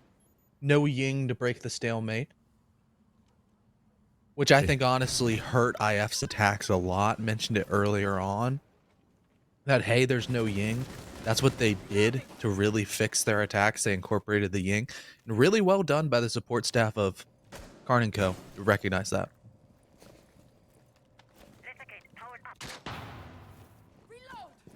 You KARN & Co. They're not really wasting all the time getting down the freezer stairs. Blowing stuff up. I was gonna say there's an LS shotgun, but there isn't. He's rocking the SMG instead. And well, as we have time to kill before I'm sure the execute actually happens. KARN & Company. Honestly, this is a pretty... If they manage to just come out here swinging and take these last 2 rounds, that would surprise me more than anything. IF has shown a profound grittiness on Oregon defense, no matter who they play. One of the more, I mean, dare I curse them, one of the more reliable defensive teams in all of Challenge League on Oregon. There's some teams out there, you know, Mickey Mouse it up on Oregon defense. Not IF. IF plays a very professional defense. And that's going to have to continue to be the case as flashbangs and Hibana pellets fly off and explode. Vivid and Pillar on that. I mean, Vivid on that same spot. He's been playing that spot all year. An absolute menace here. I've never seen him lose a gunfight here, Connor.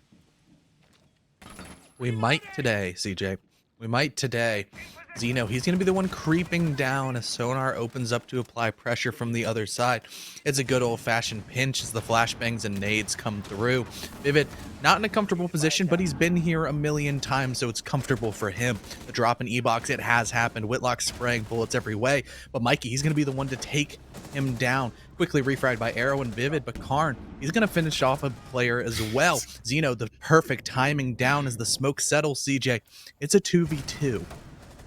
2v1 make it as IF. They just have to hold against Zeno. And some nearly died there to the pre-fire. And Erneo's honestly in a very, quite the predicament. On a softball against a light machine gun, but Zeno doesn't expect it. And IF, I cursed Vivid. I said, he never loses a gunfight there. I don't know. He was... It technically wasn't a gunfight. He got shot in the back. He was just kind of standing there. But he did hold down that position. He did get a kill. And well, he sowed enough confusion for IF to win that round. We're obviously going to be going to dorms to continue this final stand for IF. Stay in this series. I mean, I still think that was a little bit too close for comfort. Especially because IF didn't even sniff the bomb site downstairs.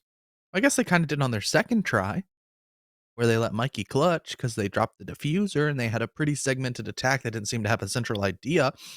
But KARN & Co's, they had a central idea. Sure, it didn't work, but it was close. It was close. Attackers need to locate and defuse as many bombs as they can. I wonder if we'll see... I was going to say, we got 6th Mira. I was going to say, where's going to put the Miras at? Well, he's just not going to play it at all. And this is a pretty just basic, simplistic defense from mine. They're not trying to confuddle you and put Miras on the main breach net. No. We didn't bring a Mira last time either. We're just going to D up here. Man-to-man defense. No big tower holes, nothing crazy. 5 seconds to go. Mm-hmm. And I say, I mean, they play a very simple, professional defense. But I mean, it could also be their downfall because the KARN & Company might just blow their wigs back. The crazy attack. We'll see. I say that and there's like a shield and trophy. I mean, that's not crazy, is it?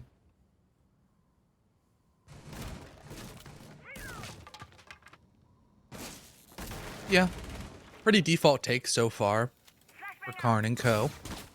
They're going to burn the shield. They're going to try to kill Arrow, who really has been struggling to get anything going.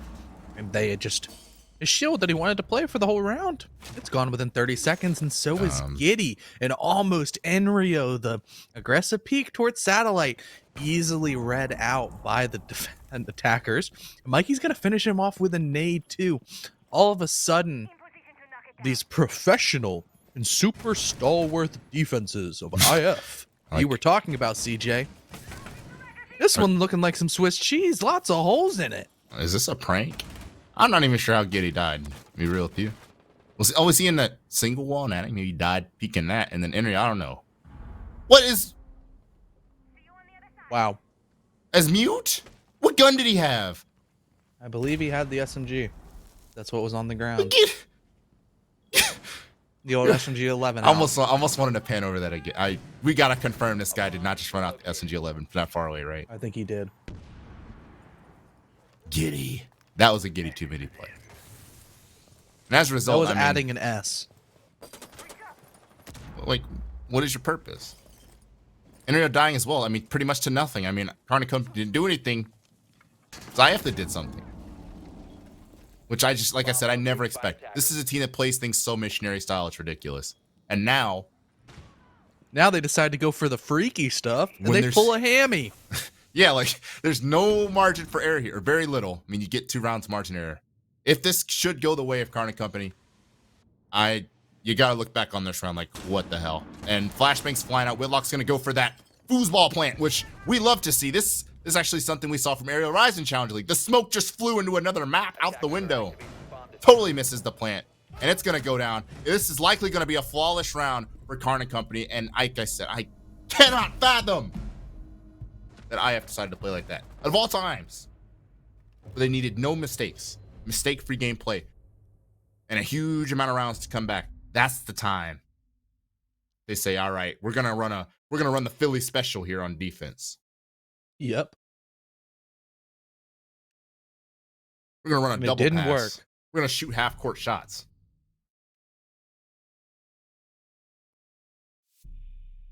I don't know. Doesn't make sense, but it does make KARN & Co. 1 round away from playoffs. They're so close, CJ. They make me look like a fool when I sit here and said, IF doesn't play like that. IF doesn't play like that. IF would never. Not under Charles Vivid's watch. Sure enough. Well, now they're going to a tertiary site. They didn't win dorms. CJ, one thing. Our critical point at the beginning of the broadcast is time for the sophomores to show up. Zeno and Whitlock have been playing pretty well. All 3 maps. Well, Whitlock started like 1-5 on one of them. Then he picked it up. Look at him. Now he's 10-5. Whitlock's been a troll lock at times, but lately, yeah, he's popping off. This is a far cry from the Whitlock we saw crouch walking in the basement as Twitch. Like, I think Whitlock sometimes just needs to get his head in the game, you know? He's young, he's inexperienced. Was he a High School Musical singer?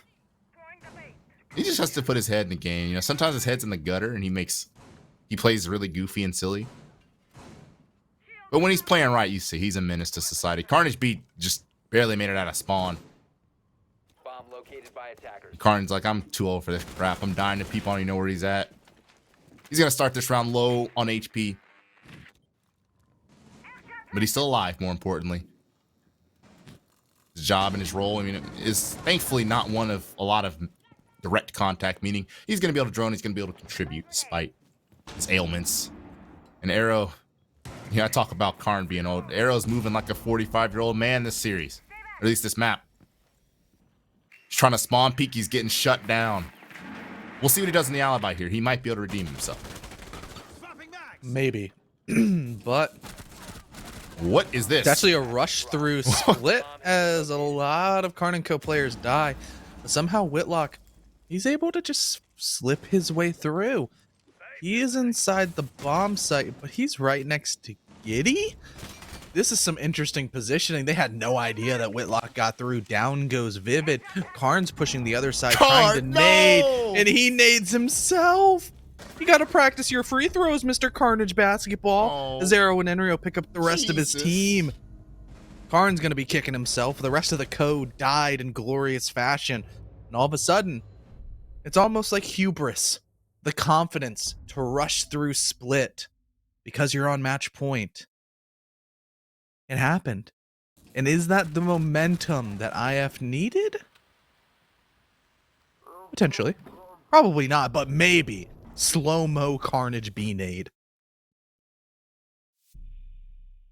Carnage B's out there looking like Dwight Howard shooting a 3. It's absolutely ridiculous. Karn. Regardless, though, you know, I like the call because you're up. You got some rounds to throw away. Unlike IF, who's playing like that, and they have no rounds to throw away. They have to play perfectly. It's okay to do that when you've got, obviously, this is a significant margin for you. You've got 3 rounds. You can close out the game, win. So I respect it. It was a hair from working. Problem is, they ran into Charles Vivid. Any other anchor, they would have just ran right past him. The game would have been over. Just so happened they ran into Charles Vivid in split, you know? It happens. Carlito. Still don't Thought know he was why. Charles, but now he's Carlito. I don't know how he got. That's his own nickname, right? He dropped the H. He's not Charles no more. He's Carlito. He became Little Carl's. So You know, Ito is just small. It's like small Carlo is Carlito. I don't know what's happening. But yes. Basement D. Oh my God, Enrio's about to fall. I thought Enrio was about to pull an NVK and fall off the tower. But thankfully, he's still alive. Gonna go on back to site, I think. Maybe pop a drone or 2 and go back. But once again, generally speaking, like, you know, don't expect Enrio to run up there and lay in a corner. You know, he's gonna go back to site. I just can't believe that was that one round. Was the round they decided to do that. I mean, imagine they play that more close to the chest like we expect. This could be 5-4 instead. It's I mean, then if it's 5-4, all of a sudden it could be 4-5 if they didn't throw that 2v1. It was definitely a weird time to have a character development arc. So once again, the attack's gonna go through their motions.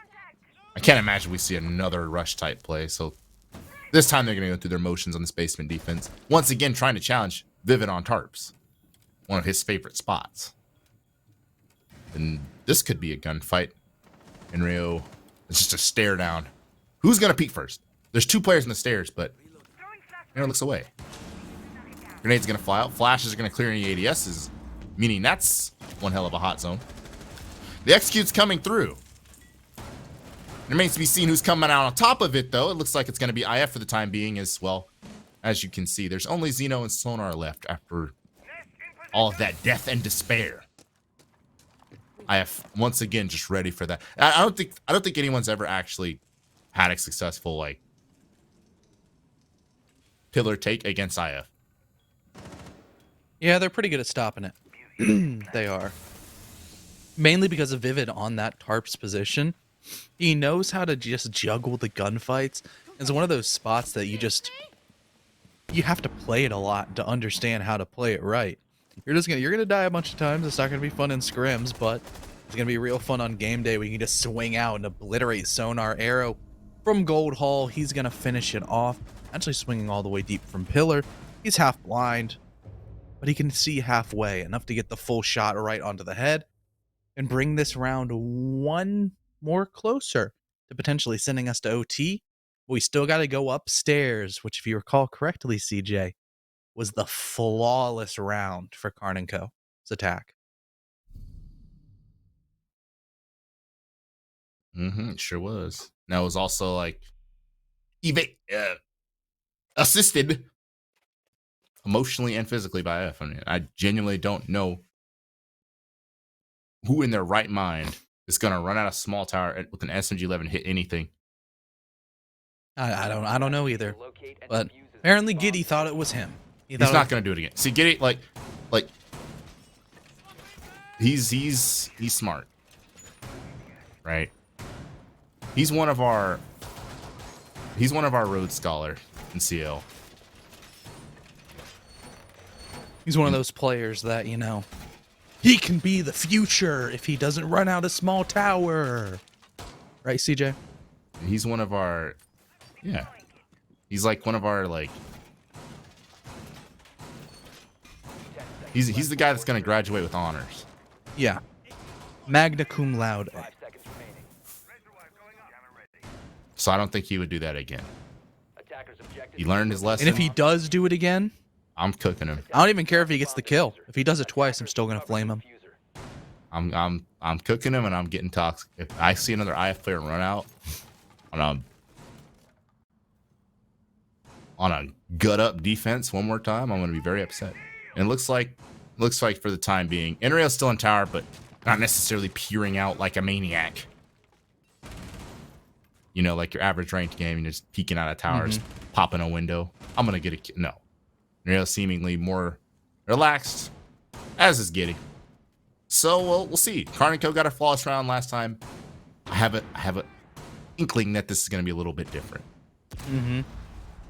Yep, I feel like this is going to be a lot more hard-earned on the side of KARN & Co. If they're going to be going for the successful attack once again, which, you know, I hope that they're trying to. They aren't going to get 2 freak frags early on, just wrapped up in a bow and handed to them like it's Christmas, just in a couple of days. It's not quite now. You gotta fight. You gotta earn exactly what you want to go for. And as the Mute Jammer, it's trying to get taken down from below. And that's exactly what Giddy's going to be trying to stop on his flank. He's going all the way through the basement. The Electro Claw of Subarctic is going to trick off some of those X-Kairos pellets. But it's more so going to be up to Enrio to see if he can get these frags and really throw the attackers for a loop. Maybe if that window's open, that would have very much happened. Instead, Enrio is wondering what's on the other side of that barricade as he peers in, trying to see if he can catch one of these attackers outside of Ice. There's 3 of them. But of course, one of them's holding the front door, meaning he can't just fly out the front door. He's going to opt to play the patient game. Giddy obviously still below at the C4s, meaning this is what's looking like it's going to turn into, I imagine, a big window plant, or at least that same foosball plant. Giddy could be in a position where he could C4 and deny that. Definitely something worth watching out for. The KARN Company slowly trying to develop this round into something. Sonar's actually pushed in from the front door, taking this is a very active flank watch compared to what we saw before, which could prompt an opportunity for Enrio later on. And we're getting to the witching hour of the round, Connor. Whitlock, honestly, he's 100% going to go up white and play on that foosball again. But the big thing is, IF hasn't forfeited those picks like last time, meaning that's going to be a hell of a lot harder to do. Subarctic, though, this gunfight, does he know someone's actually going to push up white on him? The flashbang comes out, the stun as well. That's actually going to slow down Whitlock, which allows, no, Subarctic loses that fight. The C4 flies out. It's a little early, but it still connects on the Whitlock. Vivid gets taken out. That's significant as the pincer, the spearhead through sight from Mikey is going to create this opening for KARN & Company. The diffuser can go down any second, but he's going to pick the worst spot, I believe, in the entire map to play it, allowing for Enrio to perhaps keep IF alive. The diffuser down. KARN gets that 1 kill, but Giddy's not going to allow him to win this one. There's going to be a plant, and there's going to be a moment of recollection for KARN & Company, as that was quite possibly, Connor, why in the hell are they planning there when they have they pushed right through the big window in the dorms? Yep. Why are you planning there? You never The win in only a trophy. safe place in sight was attic drop. They never push trophy or attic. Why in the world would you plant there? Why would you plant why'd you plant concrete? Why'd you plant bricks? I don't know, CJ. That is... But you know, that's why KARN & Co., the words of Chris Smoove, CJ, in the words They need a of map. Chris Smoove, they need a timeout. That's what they need. They need a manual. Like, what are they doing?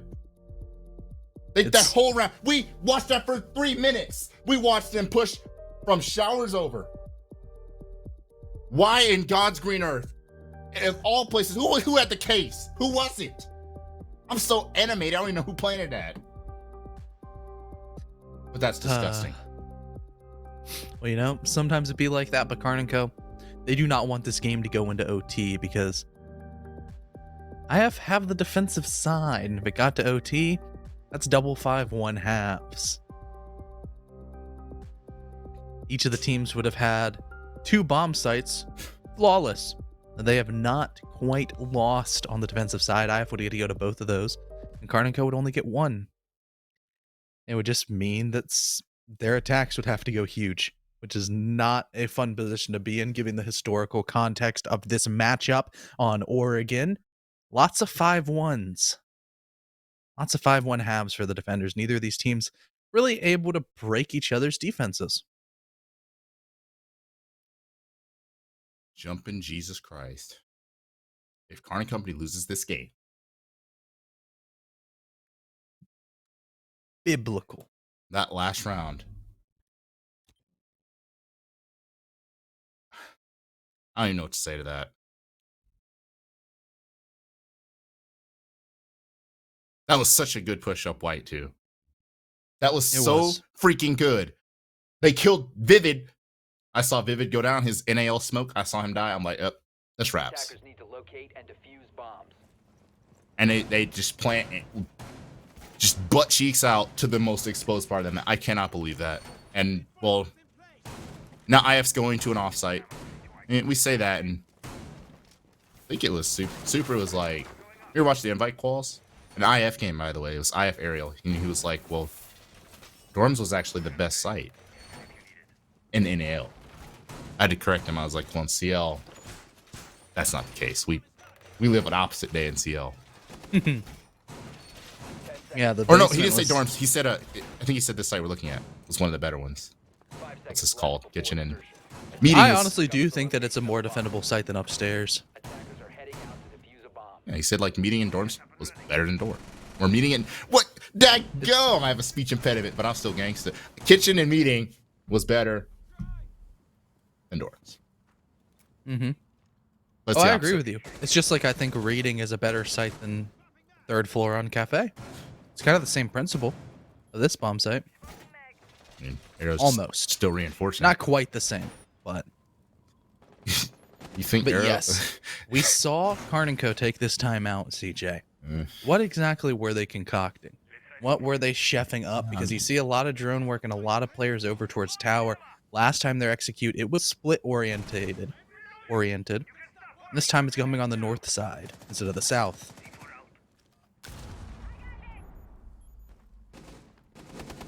See,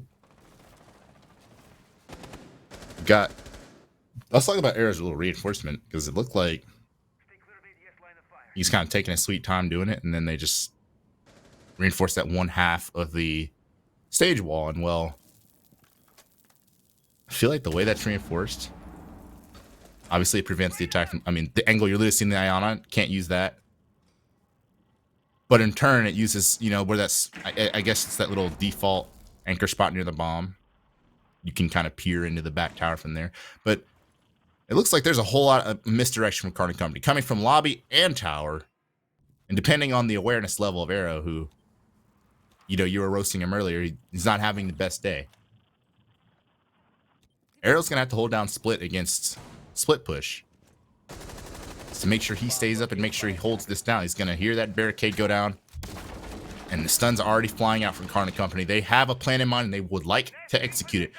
Not sure if they're taking into account that Sabartic has worked his way and wormed his way into this corner, though Sabartic going to have to reconsider his positioning as that front split wall's being open. Grenades flying out, but not in the direction of Sabartic, and that's a Habana hole, meaning that, honestly, it's going to be kind of awkward for an attacker to peek that. There's a chance for Sabartic to win this gunfight, and perhaps will IF to victory. Arrow's going for this flank. He's actually going to shoot off the pellets, which is significant. Again, that makes that gunfight a lot more favorable to Sabartic.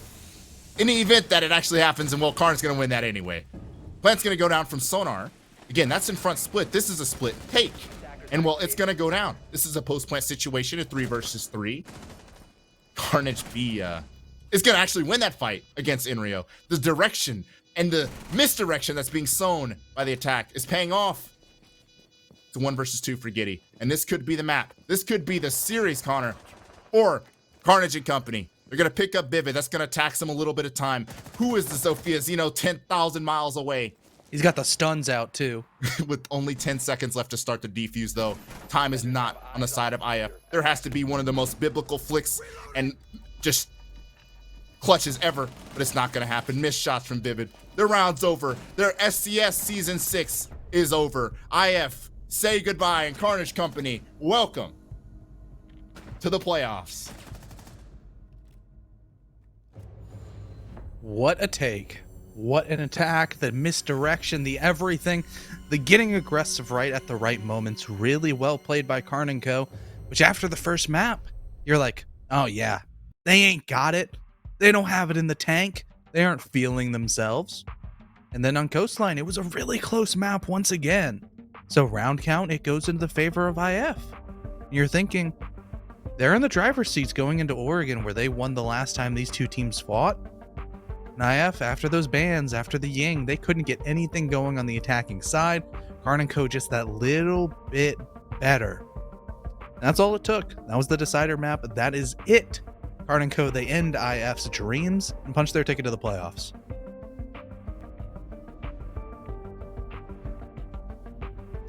Yeah, that was one of the better split takes you're going to see. That was pretty damn good. The amount of confusion. So I'm like watching that. That's a like, really good attack.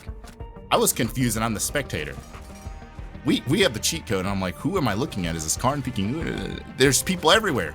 Shout out to Ty for even catching any of that. That's like, I mean, you'd need like 3 different observers to catch all of that and make sense of it, but Ty did it. And well, KARN Company did not let that lead, that 5-1 half, go to waste. Start the game. It really set the tone, and they were able to close it out. You're right. Even with KARN killing himself with nades. Yeah, I mean, is that, and on map 1, dude, like, trust me, on map 1, I had no faith. I was like, oh my God. KARN, your team, you're just getting ran through. And then they did it. See, Davs, they did it. They pulled it out. They're going to playoffs. That is the playoffs. We have that graphic ready. I forget who they are playing in the playoffs. I'm sure we'll get to it eventually, but oh yes, we do have it. They're playing Aqualix. That is correct. Playing another CL team.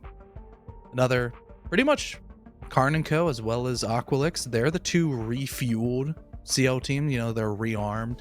Got a couple of new pieces. Hat as well as Exile for Aqualix and Sonar coming in for KARN & Co.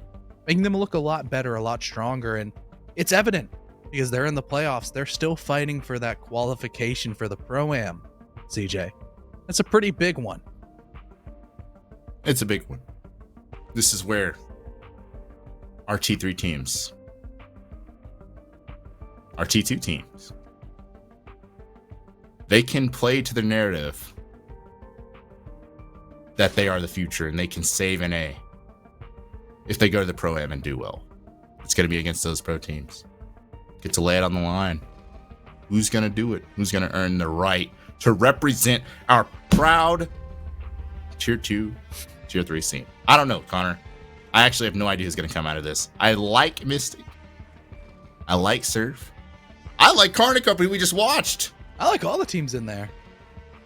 We got a strong scene, and I can't wait for them to show out in that Pro-Am. But nonetheless, let's look at the stats. Whitlock, I remember when Whitlock was literally 0-6. Like, we watched the CL version of this match. Whitlock was just a traffic cone. We were like, Whitlock, what the hell are you doing?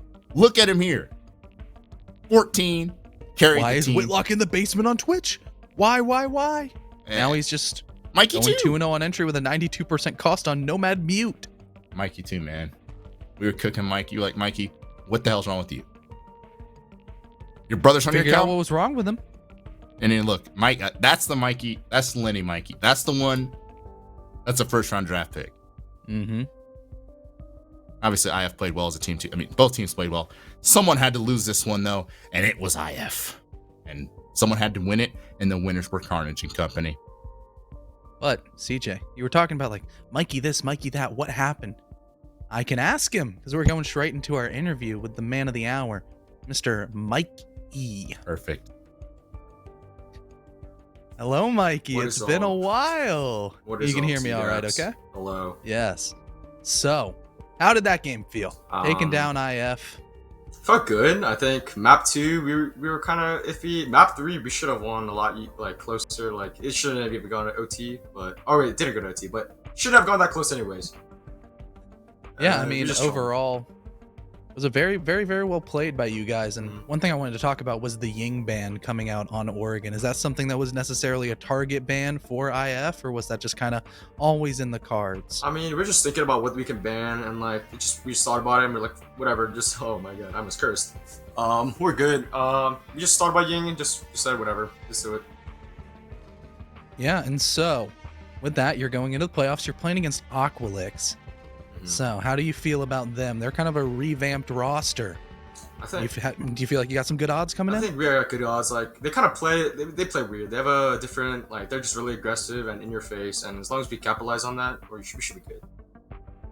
Yeah, and overall, like I just talked about revamped roster on Aqualix. We also got the revamp on you guys. How is Sonar really fitting into your team? I think Sonar fits in great. He brings in like a lot of experience from like PB, and he just like brings in good calls, like late round like shot calls always helps. Yeah, and overall, once again, you're playing probably the best Siege we've ever seen out of you. Has there been anything kind of role-wise changing for you, or is it just feeling more comfortable with the team? I think feeling more comfortable with the team. Last stage, it was kind of hectic for me. Like first 3 games, I was terrible, but I'm back, so it's all that matters. Yeah, and we're gonna open up the floor for you. Is there anything you want to say to the fans, all the KARN & Co fans out in the chat, anybody else? Thank you for everyone that supports us. Hopefully we can do good. We're looking for org. I need some money. Gas prices are going through the roof. Thank you.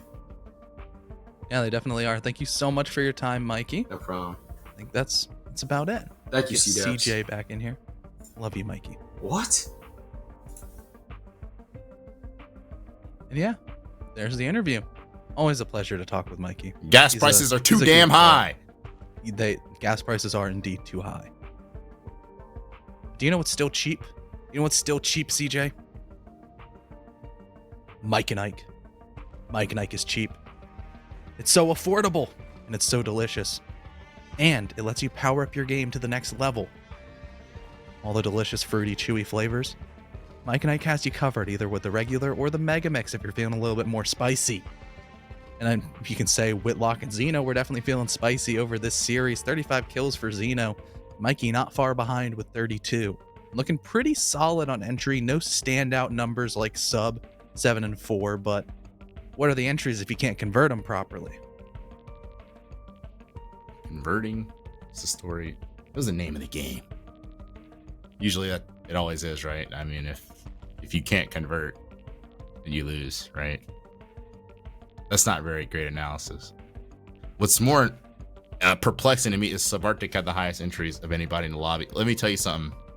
Subarctic, for the longest time, I thought Subarctic was just an AI designed to get kills, but the AI wasn't refined yet, right? It couldn't get early kills. It only just got kills in the round, like once targets were acquired, and Subarctic would get the kills. But for Subarctic to literally lead in entries is actually, I almost wonder if that's a typo. Like, that's how unbelievably, like, this guy had the lowest engagement ratio in CL at one point. We were like, Sub, when are you gonna do something? And he was playing Yana, and we're like, he's leading in entries. That's funny, but nonetheless, I mean, IF lost. We gave that man the Bader Award. Yes, IF is back to the drawing boards. And Carnage Company, Mikey, he saw him in the interview. He's like, you know what? Aqualix is a bunch of weirdos, and we can beat them. We feel good, and they're looking good. New pickups. I voted against them. I might have to vote for them going forward. Maybe, just maybe.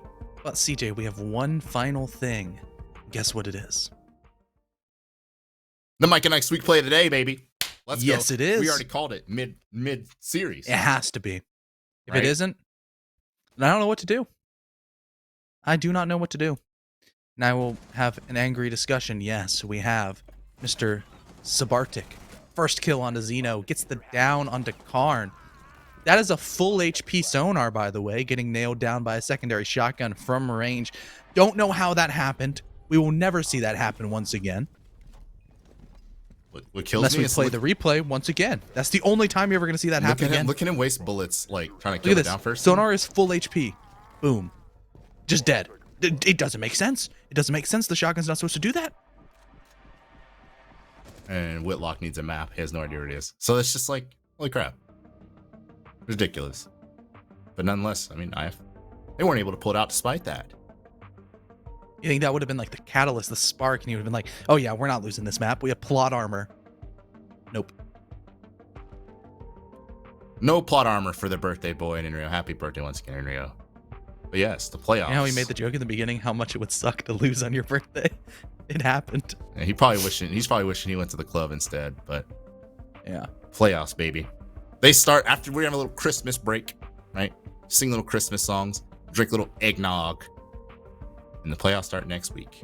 Yeah, the 28th and 29th. Stay tuned for that, baby. It's gonna be delicious. It's gonna be scrumptious, and it's gonna be exciting. And we hope to see you all then. I've been Cookies. This has been CDAPS. We wish you a Merry Christmas and a happy. Well, we're gonna be back for the New Year, so Merry Christmas.